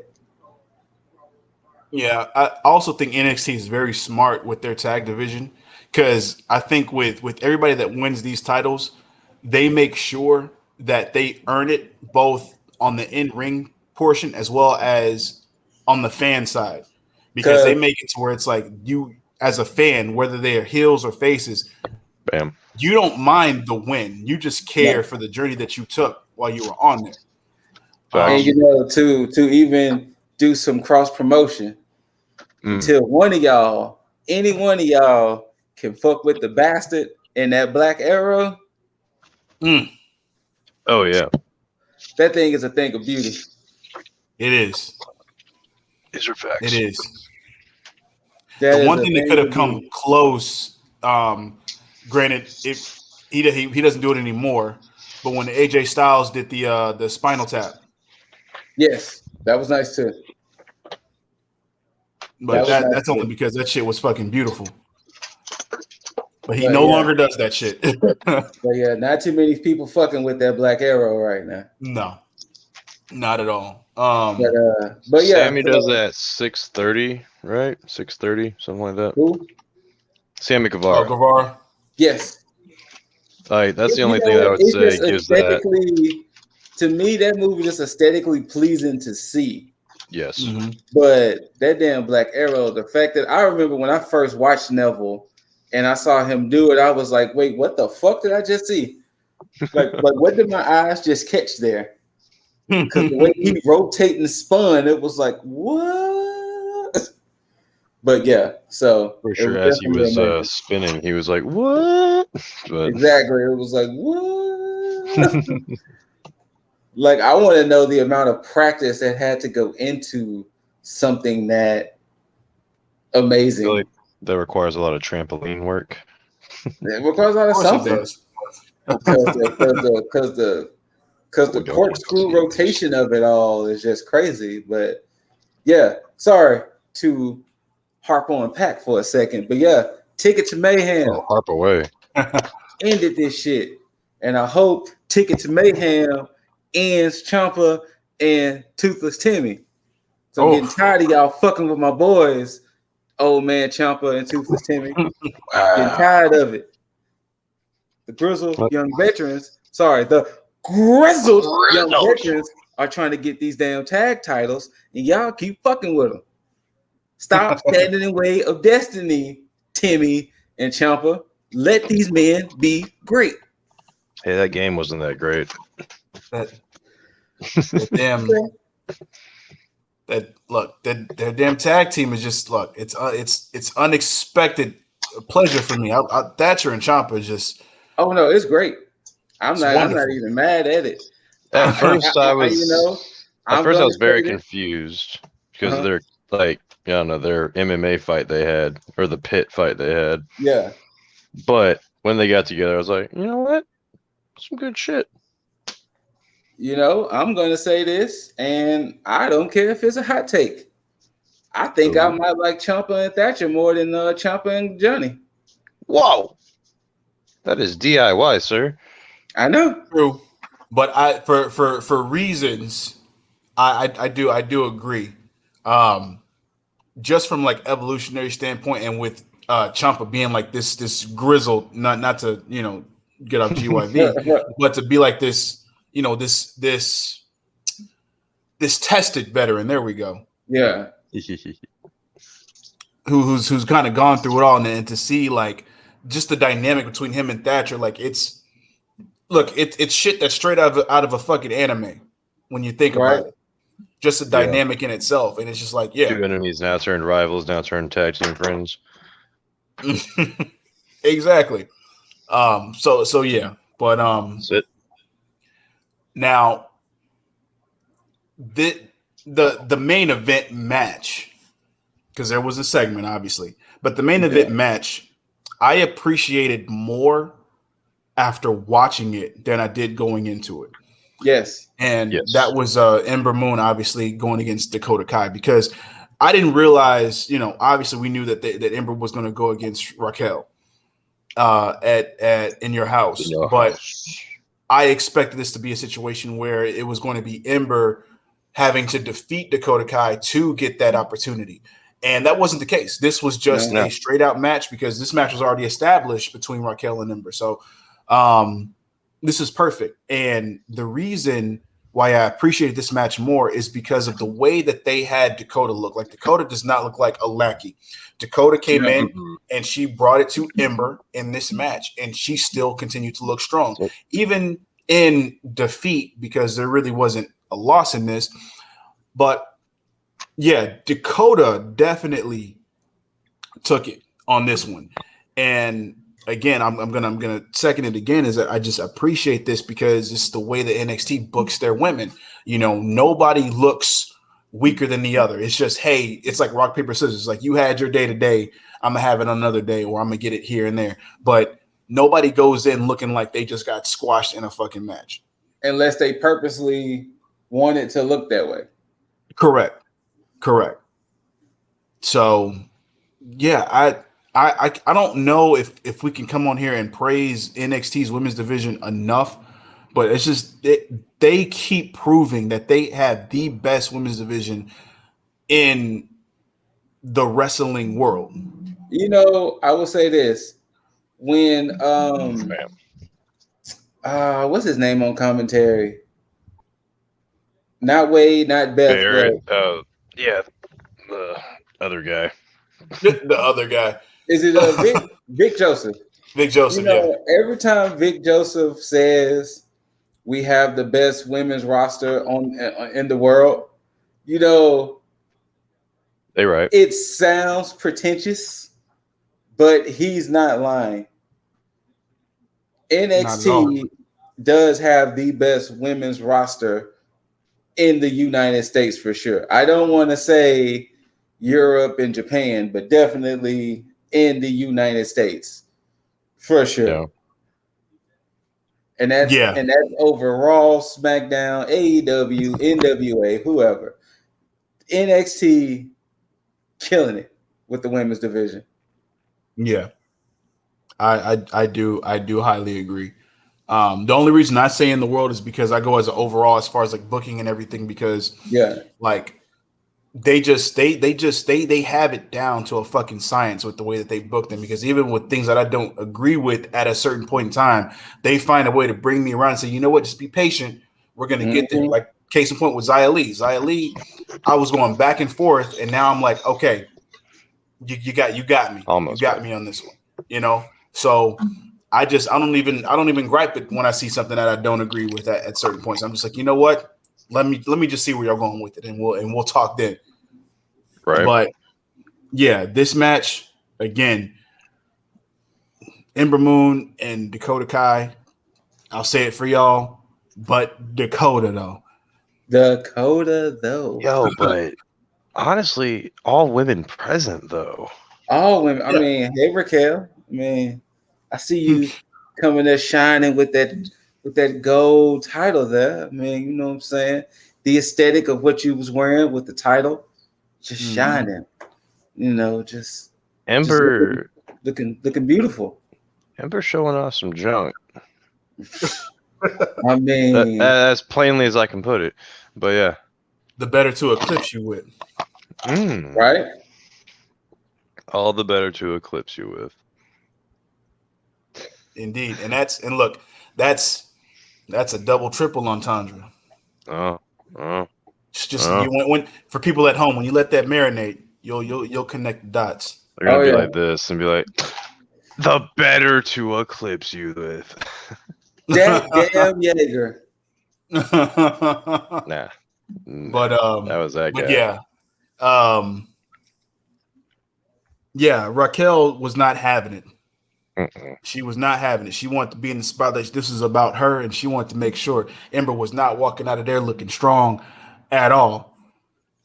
Now, granted, of course, it didn't work out in Raquel's favor because they had to show off. They had to showcase Ember in the best way possible before she inevitably loses at Takeover. And they did it in two different ways. One, they showcased that she can get out of the little chokeslam power bomb that Raquel does by flipping it into a modified Eclipse. And then having her actually pull off a stunning real Eclipse that Raquel sold beautifully. And I'm about to say, kudos to the fact that Raquel sold it like old school 2K games where when you get laid out, your whole body gets laid out. Yeah, just done. And of course, he sold it. Commentary played it off anymore. It was like, Raquel has not moved. She's still not moving. She's still out. Of course, boosting up Ember Moon, boosting her stock up before going in. And then, of course, Ember looking completely strong, grabbing the title, holding it up, draping it over Raquel, and then leaving it at that. Which, of course, is the telling sign that, hey, you're losing on Sunday. You're going to lose. Too damn much. Yeah, too damn much of a come away with that. But it definitely is going to be a good match between them, judging by how Raquel sold the Eclipse and, Ember just being able to sell, period. This is going to be a good match that's going to showcase Raquel as a champion even more. So this is I'm looking forward to this. And on the inverse, how many people have become 2-time, or how many women have become 2-time women's champions? Shayna, and Charlotte.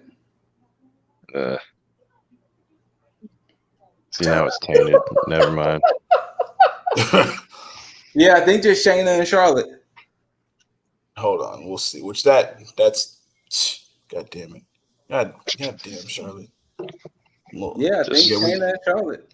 Because I don't think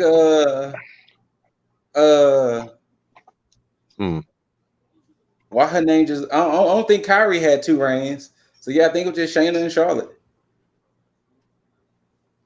You, sir, are on the fucking money. Yeah, it's just Shayna and Charlotte. Goddamn.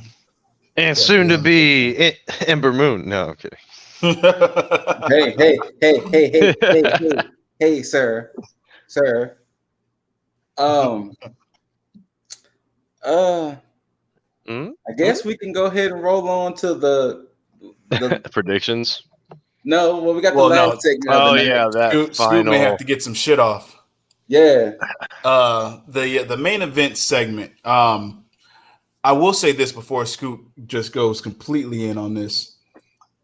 2 things. One, thank you, NXT, for continuing on this little story of Regal not having control, because now Karrion Kross has verbalized and stated the fact that Regal has not been in control of this show for a while now. So that's another nod to something that I think is really happening down the line. And 2, I now have another realization of why this shit is not really working with Karrion Kross. Now me watching it with this whole with these past few weeks and this whole feud going on as a champion right now for Karrion Kross, the reason why it does not work for me with him as champion is because he is just too involved. He's too he's too on the mic. He's too involved with competitors. It's for me. I always go back to when he was feuding with Keith Lee, or even before that when he came back, was feuding with Damian Priest. He was more of the show up, fuck shit up, leave, or while Scarlett was using the mouthpiece or the messenger, and he really just stayed in the back. Like, he didn't have to be he would just be ominously somewhere else, like either overseeing something or just there, but he never was always in the ring cutting promos or doing this or getting involved with speaking with other people. Hell, case in point, look at when I mean, not to cut you off. I honestly think it wouldn't surprise me if that's a Vince thing. If that's a Vince thing to try to get him prepped for the main roster, because for some reason everybody got to learn how to cut promos and talk. So I wouldn't be surprised if that's a Vince thing that he was like, "Hey, Trips, you know I'm interested in your boy. Let's try to get him to do some more in-ring promos." So it wouldn't surprise me, to be perfectly honest with you. Yeah, and I mean, and I'm glad you said that, because even with this, on the flip side, with him being as involved, I think this is also by design with the story that they're trying to portray, as everybody's seeing him as not like as big as he may believe, or that everybody else may believe. So they think like he's just masking this whole match to not show his Achilles heel, or the chink in his armor. So, but yeah, but hey, but good shit on fucking Adam Cole though for this. But I'm gonna throw you the floor, Scoot. Oh, mine's is simple. It's very simple. It's only 4 words. This was not needed. Yeah, no, it was. I didn't care for this segment at all. I did not either. Honestly, if they would have did one of their cool ass production videos, like how they did with Cross and Balor, the Prime Target videos, if they would have did the Prime Target videos, in the lasting image of the night would have been Ember laying out Raquel, and that would have went off the show, that would have mean more to me than Adam Cole coming in at the last minute and laying out Karrion Kross. But I didn't think that this segment didn't do anything for none of those guys, because here's why. Karrion Kross is champion. Adam Cole, Kyle O'Reilly, Johnny Gargano, Pete Dunne in one match. That sells itself. Yes. You don't need no in-ring moments between them. You don't need no face-off. Those 5 names in one match is going to sell itself. Yes. Yeah. Absolutely. So if they would have just did a special little movie based on that match, I would have been A-okay with that. See, but if they would have done that, then you could have just had it been in your house, like have that be the promo leading up to the actual match. You could have had that too. But yeah, I didn't think this was needed to just keep it short, sweet, and simple. I didn't think this was needed. Yeah, my problem with this, and I'll get into it when we get into our predictions, but for me, this whole segment did a disservice to the whole match, because to me, this segment spoiled the match for me. Kind of did. Because with this, I now know the outcome of this match. And I'm gonna dive more into it when we get to the predictions as to why it basically spoiled it. But yeah, just like Scoot said, this whole segment was not needed. They could have had this in the middle of the show, where it completely diluted, where you just could have had Cole. Probably, hell, you could have done without everybody else being out there and just had Karrion Kross talking to Regal, and then had Cole pop on the screen and just state why he feels like, he called out everybody instead of just going against Cole. And that would have been good enough, because you already had everybody else on the show at that point in time. You had Dunn and Gargano, you had Cross and O'Reilly going at it in the back. That's really all you needed, outside of Karrion going to the ring and then Cole popping up. Done. All the extras, yeah, definitely not needed at all. This segment, like honestly, said, this segment should have been done like last week. Yes. Because it was basically the same thing as last week when everybody was still fighting again. So because it ended the same way. Yeah. With Cole on top. Yeah. And now he has more bragging rights going in, but it's this whole situation. This like I said, with those 5 names, this wasn't needed at all. Yeah. I mean, it's but it is what it is. But that was NXT in a nutshell as far as the weekly show. But of course, we are getting a pay-per-view this weekend in the form of In Your House. So with that, we got to get into our predictions as we always do and let you know to see if we're going to be right and or wrong or indifferent or whatever. But either way, somebody is going to be right with this shit. Hell, we might all be right. But first up, no, that's not. Well, that's not it. That's not the first match. It should be the first match. Wait. Hold on. Before we talk about this, it's what, 6 matches this time? Yeah. I am not going to be made looking like a fool again with Double or Nothing with the predictions. Okay. I will predict a lot better this time around. All right. So I will not be made a fool like I was with Double or Nothing. Oh man! But now we can roll right into it. All right. Fair enough. Well, with that, how they have it set up on here, it's showing that this is the first match. It may not be. Subjects, scheduled to change. Yeah. MS Cole Shida versus Legado del Fantasma for the winner takes all in the form of a North American Championship and the NXT Tag Team Championships. Who we got on this one? I got Legado del Fantasma. Oh. My gut says Legado. Fuck. I'm just going to go with my gut here. I'm going to go with my gut, Legado. Interesting.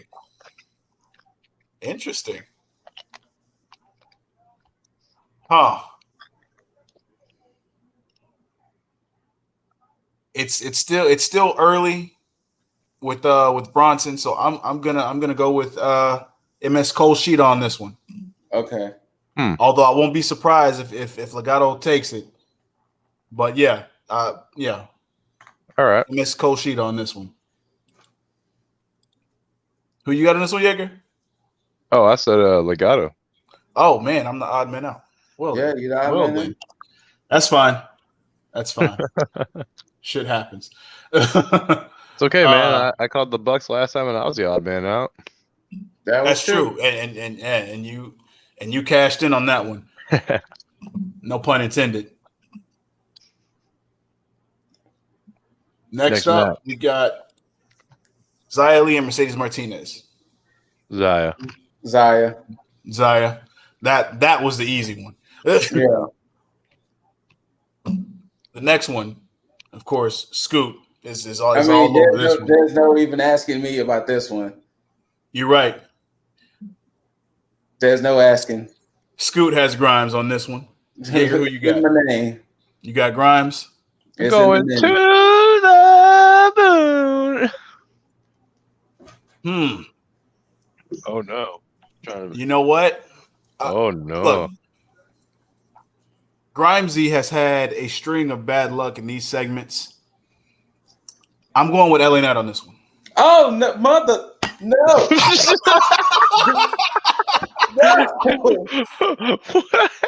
Flag on the play. I would tell you why. Because it's that old saying. It's like because I feel like Grimes is pretty much a face right now. I feel like they have money in the chase. No pun intended. And I think that's what's going to happen. I think LA Knight's going to take that title, and Grimes is going to be chasing just to keep this shit going. So, yeah, I got LA Knight on this one. I don't agree with myself on this one, but I think that's the way that they're going to go. Okay, man, I hope not. Who you got, Jaeger? He's got Grimesy. Grimes? Okay. Oh, I like that. He going to the moon. Oh wait, no, we were wrong. There's only 5 matches on this show. Is this 5? Yeah. Oh, it's just 5. Next up, there's no asking me again. Yeah, I know. There's no asking me again. You. Yeah, I mean it Raquel, easy. Oh. I don't know. I have a slight inclination. Is it because she's fighting for Shotzi? I have a sliding clip. How long is Shotzi supposed to be out for? They never said. Ooh. I don't even think she's injured. So maybe Shotzi comes back in your house and helps a victory get secured. I mean, what, she gonna betray Ember? Oh no, I'm talking about. Oh, you funny. I'm gonna tell you what, she gonna betray Ember? Nah. I mean, maybe she keeps Dakota Kai from interfering. Maybe she helps Ember out on a ref being down situation. Oh, once again, if you follow this podcast, you know who I'm going with. True There's that. no, you I know wanna, who I'm going with. I want to be the odd man out for one match, so I'm gonna go for Ember Moon. Yeah, Shotzi is out with an unconfirmed injury. Unconfirmed. What the fuck does that even mean? We got no details on it. She hasn't. She only thing she confirmed is that she just acknowledged the fact that somebody had tweeted that if she was out for injury, she said "yup," but no other information on that. Well, then if she's out for injury, then yeah, Raquel. It all revolves around Shotzi. All right. Fair enough. And now the Big Daddy main event. Karrion Kross defending his title against Adam Cole, baby.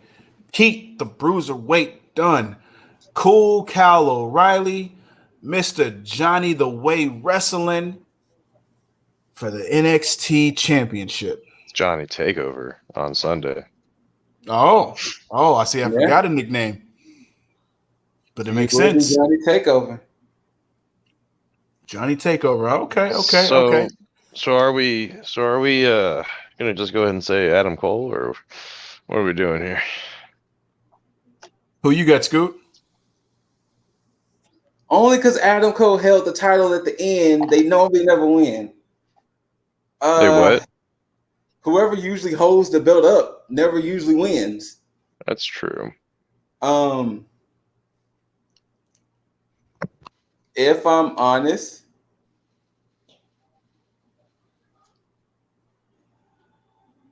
Kyle O'Reilly. Okay. Yeah, you still with Gargano on this one? Oh no, I was just calling out what his nickname is on takeovers. Oh, I thought you were choosing him. Oh, no. Well then, I honestly think Adam Cole might take it away. Oh, okay. Oh, well then, yeah, we're definitely different on this one. What's yours? So because of the way that they did this segment and the way they've been doing this feud, it's clear to me that Kross is retaining. Okay. Mainly because of how they've all just been, one, teaming up on him. Two, even the segment where they all came out individually and had pretty much like the same talking points, like, you're this, you don't realize like you're not in the same league as all of us and all this other stuff.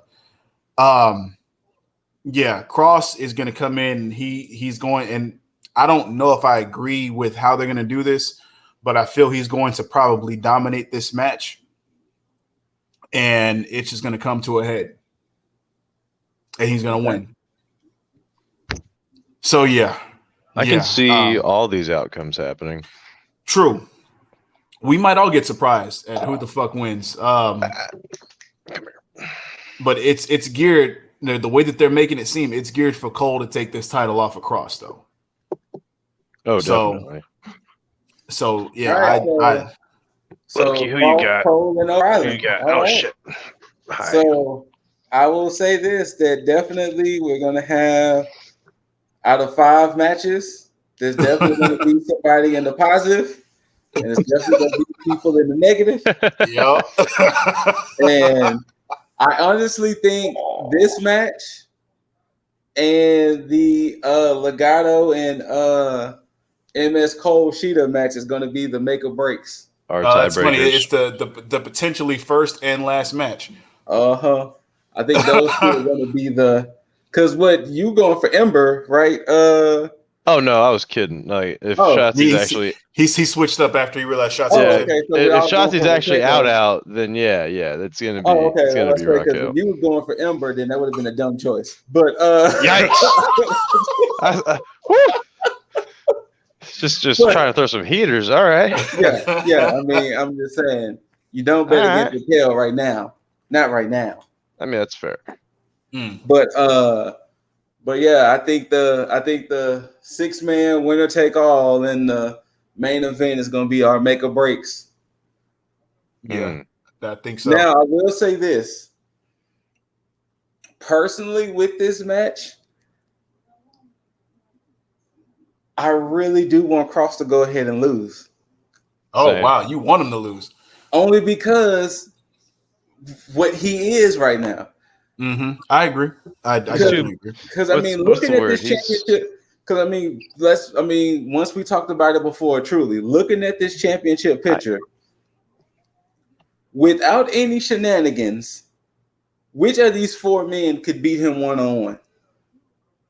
Right now, I would put money on Cole just based on the past 2 weeks of how he's been showcased. Yeah, but that's purely on booking, and creative. But if we talk realistically, as far as like just a matchup from a matchup standpoint, yeah, he looks like he's just the unbeatable force completely. Yeah. Especially because Cole and Finn are damn near the same size. Yeah. So, like, I mean, who can really beat this man one-on-one out of these 4? Out of these 4, yeah, that's the harder choice. And it's crazy because you can even say like right now, Cole is booked at this point just as strong as Finn was booked.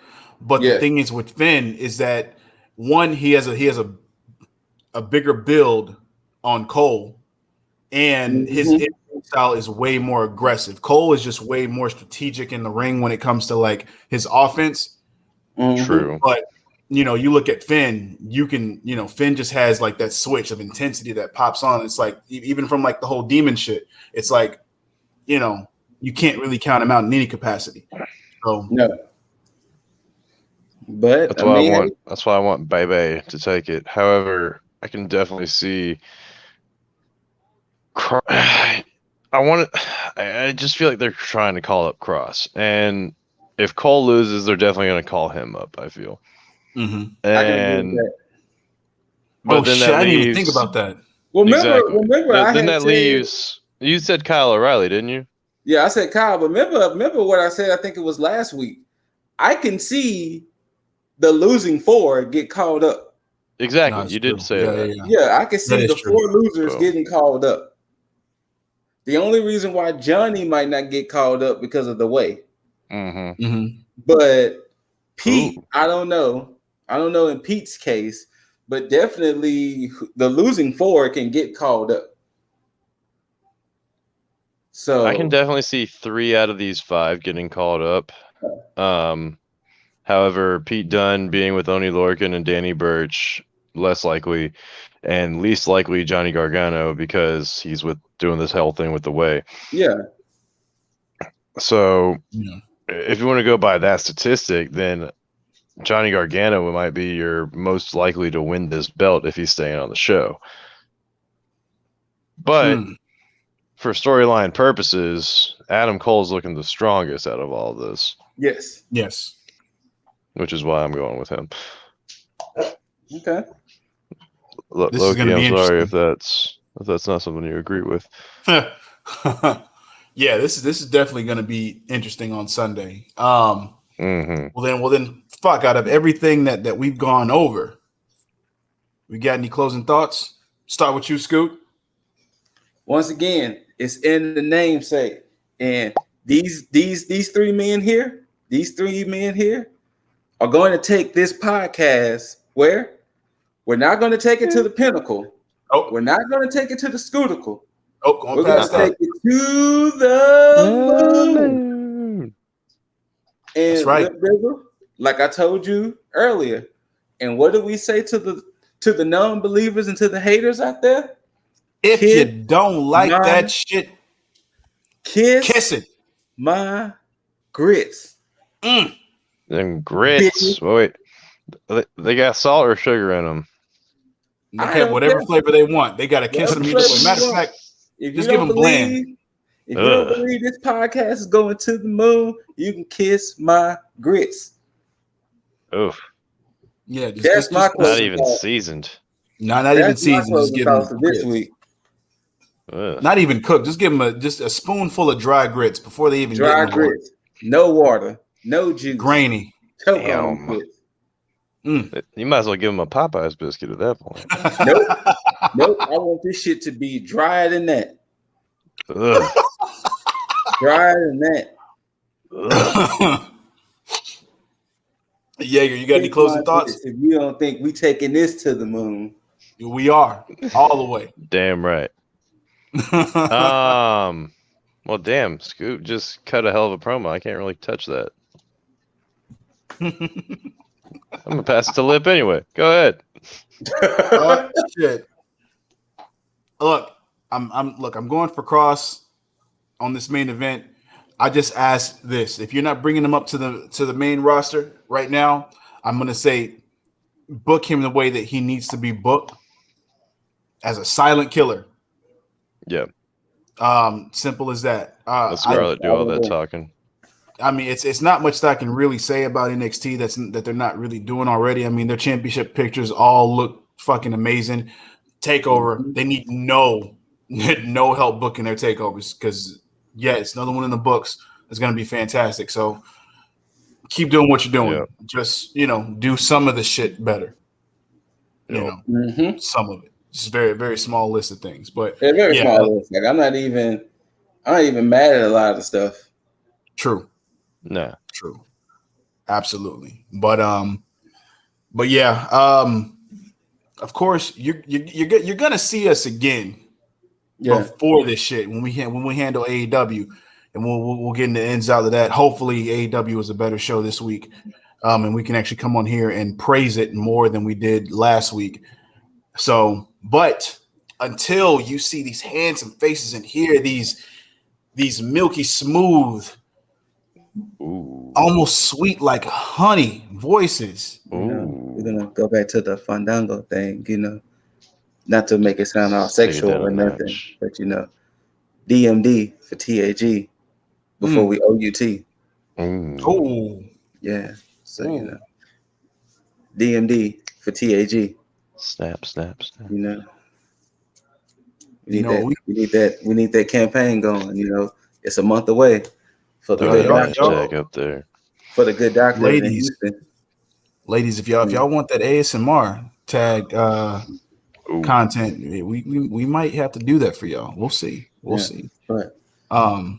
Tag Scoop. Might as well do a special edition of. I was about to say Tag Savage, but I'm gonna just say Scoot. Just let them know where they can find you. I'm past the Scootical at this point. I'm on the fucking moon at this point. I'm there. We are there. That's where you can find me. But of course, Instagram, Twitch, YouTube, TikTok, the Scooter Ray. Of course, Less Than Stealthy Ninjas, all one big word. Podcast on Spotify, Google, Anchor, Twitch, TikTok. Same with that, that's where you can find us. Less Than Stealthy Ninjas. Whoa. Loki, that is not cool. Live and direct. Getting in your face. Of course, if you want to bring the smoke my way, you'll find out why, in quotation marks, that I'm the savage of this group. Savage. But for everybody else, Mr. Jaeger, where can they find you, especially the ladies of the IWC?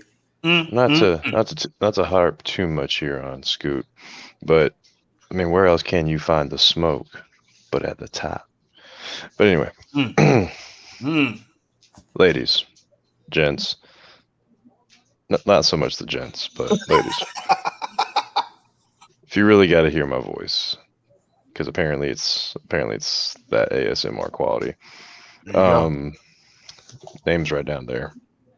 TikTok, Instagram, PlayStation, Xbox. Yeah, that's about all I really care to be on right now. When other things are relevant, they'll be listed. Damn straight. I'm gonna try and work on a special edition of After Dark. It's been a couple of days late, but I mean we haven't even reviewed AEW yet, so it'll get there. It'll get there. But while you listen to me to help you sleep, if you need to wake up to some with a nice cup of coffee, like that segue. Look at that, get that aroma, get that positivity. You need to start your day off right. I can only point you in one direction. I don't mean the band. This guy right here. Yeah, you just go to that medicine cabinet, get that medicine bottle out, and just pop up a nice healthy helping of a daily dose for that good old positivity on Lifestyle One Up on all your podcast listening platforms. Of course, if you need that visual, IG, Twitters, Twitch, TikToks, eventually YouTube. We're gonna get there with the Lifestyle One Up, of course. But for the shits and giggles, for all the regular shit, the wrestling content, the funny content, the stupid content, the shit I don't give a shit about, always on Lip Dizzles at the IGs, the Twitters, Twitch, YouTube, other shit I'm sure that I can't think of. We'll find it. You'll find it. But yeah, simple as that. But as I bid you all adieu, as Kenny Omega would say, I'm going to give a 2 sweet to my bros right there. Boys. Boom. And until we catch you on Saturday, as always, get on that rocket, take it to the moon, come meet us there, and tag the fuck out.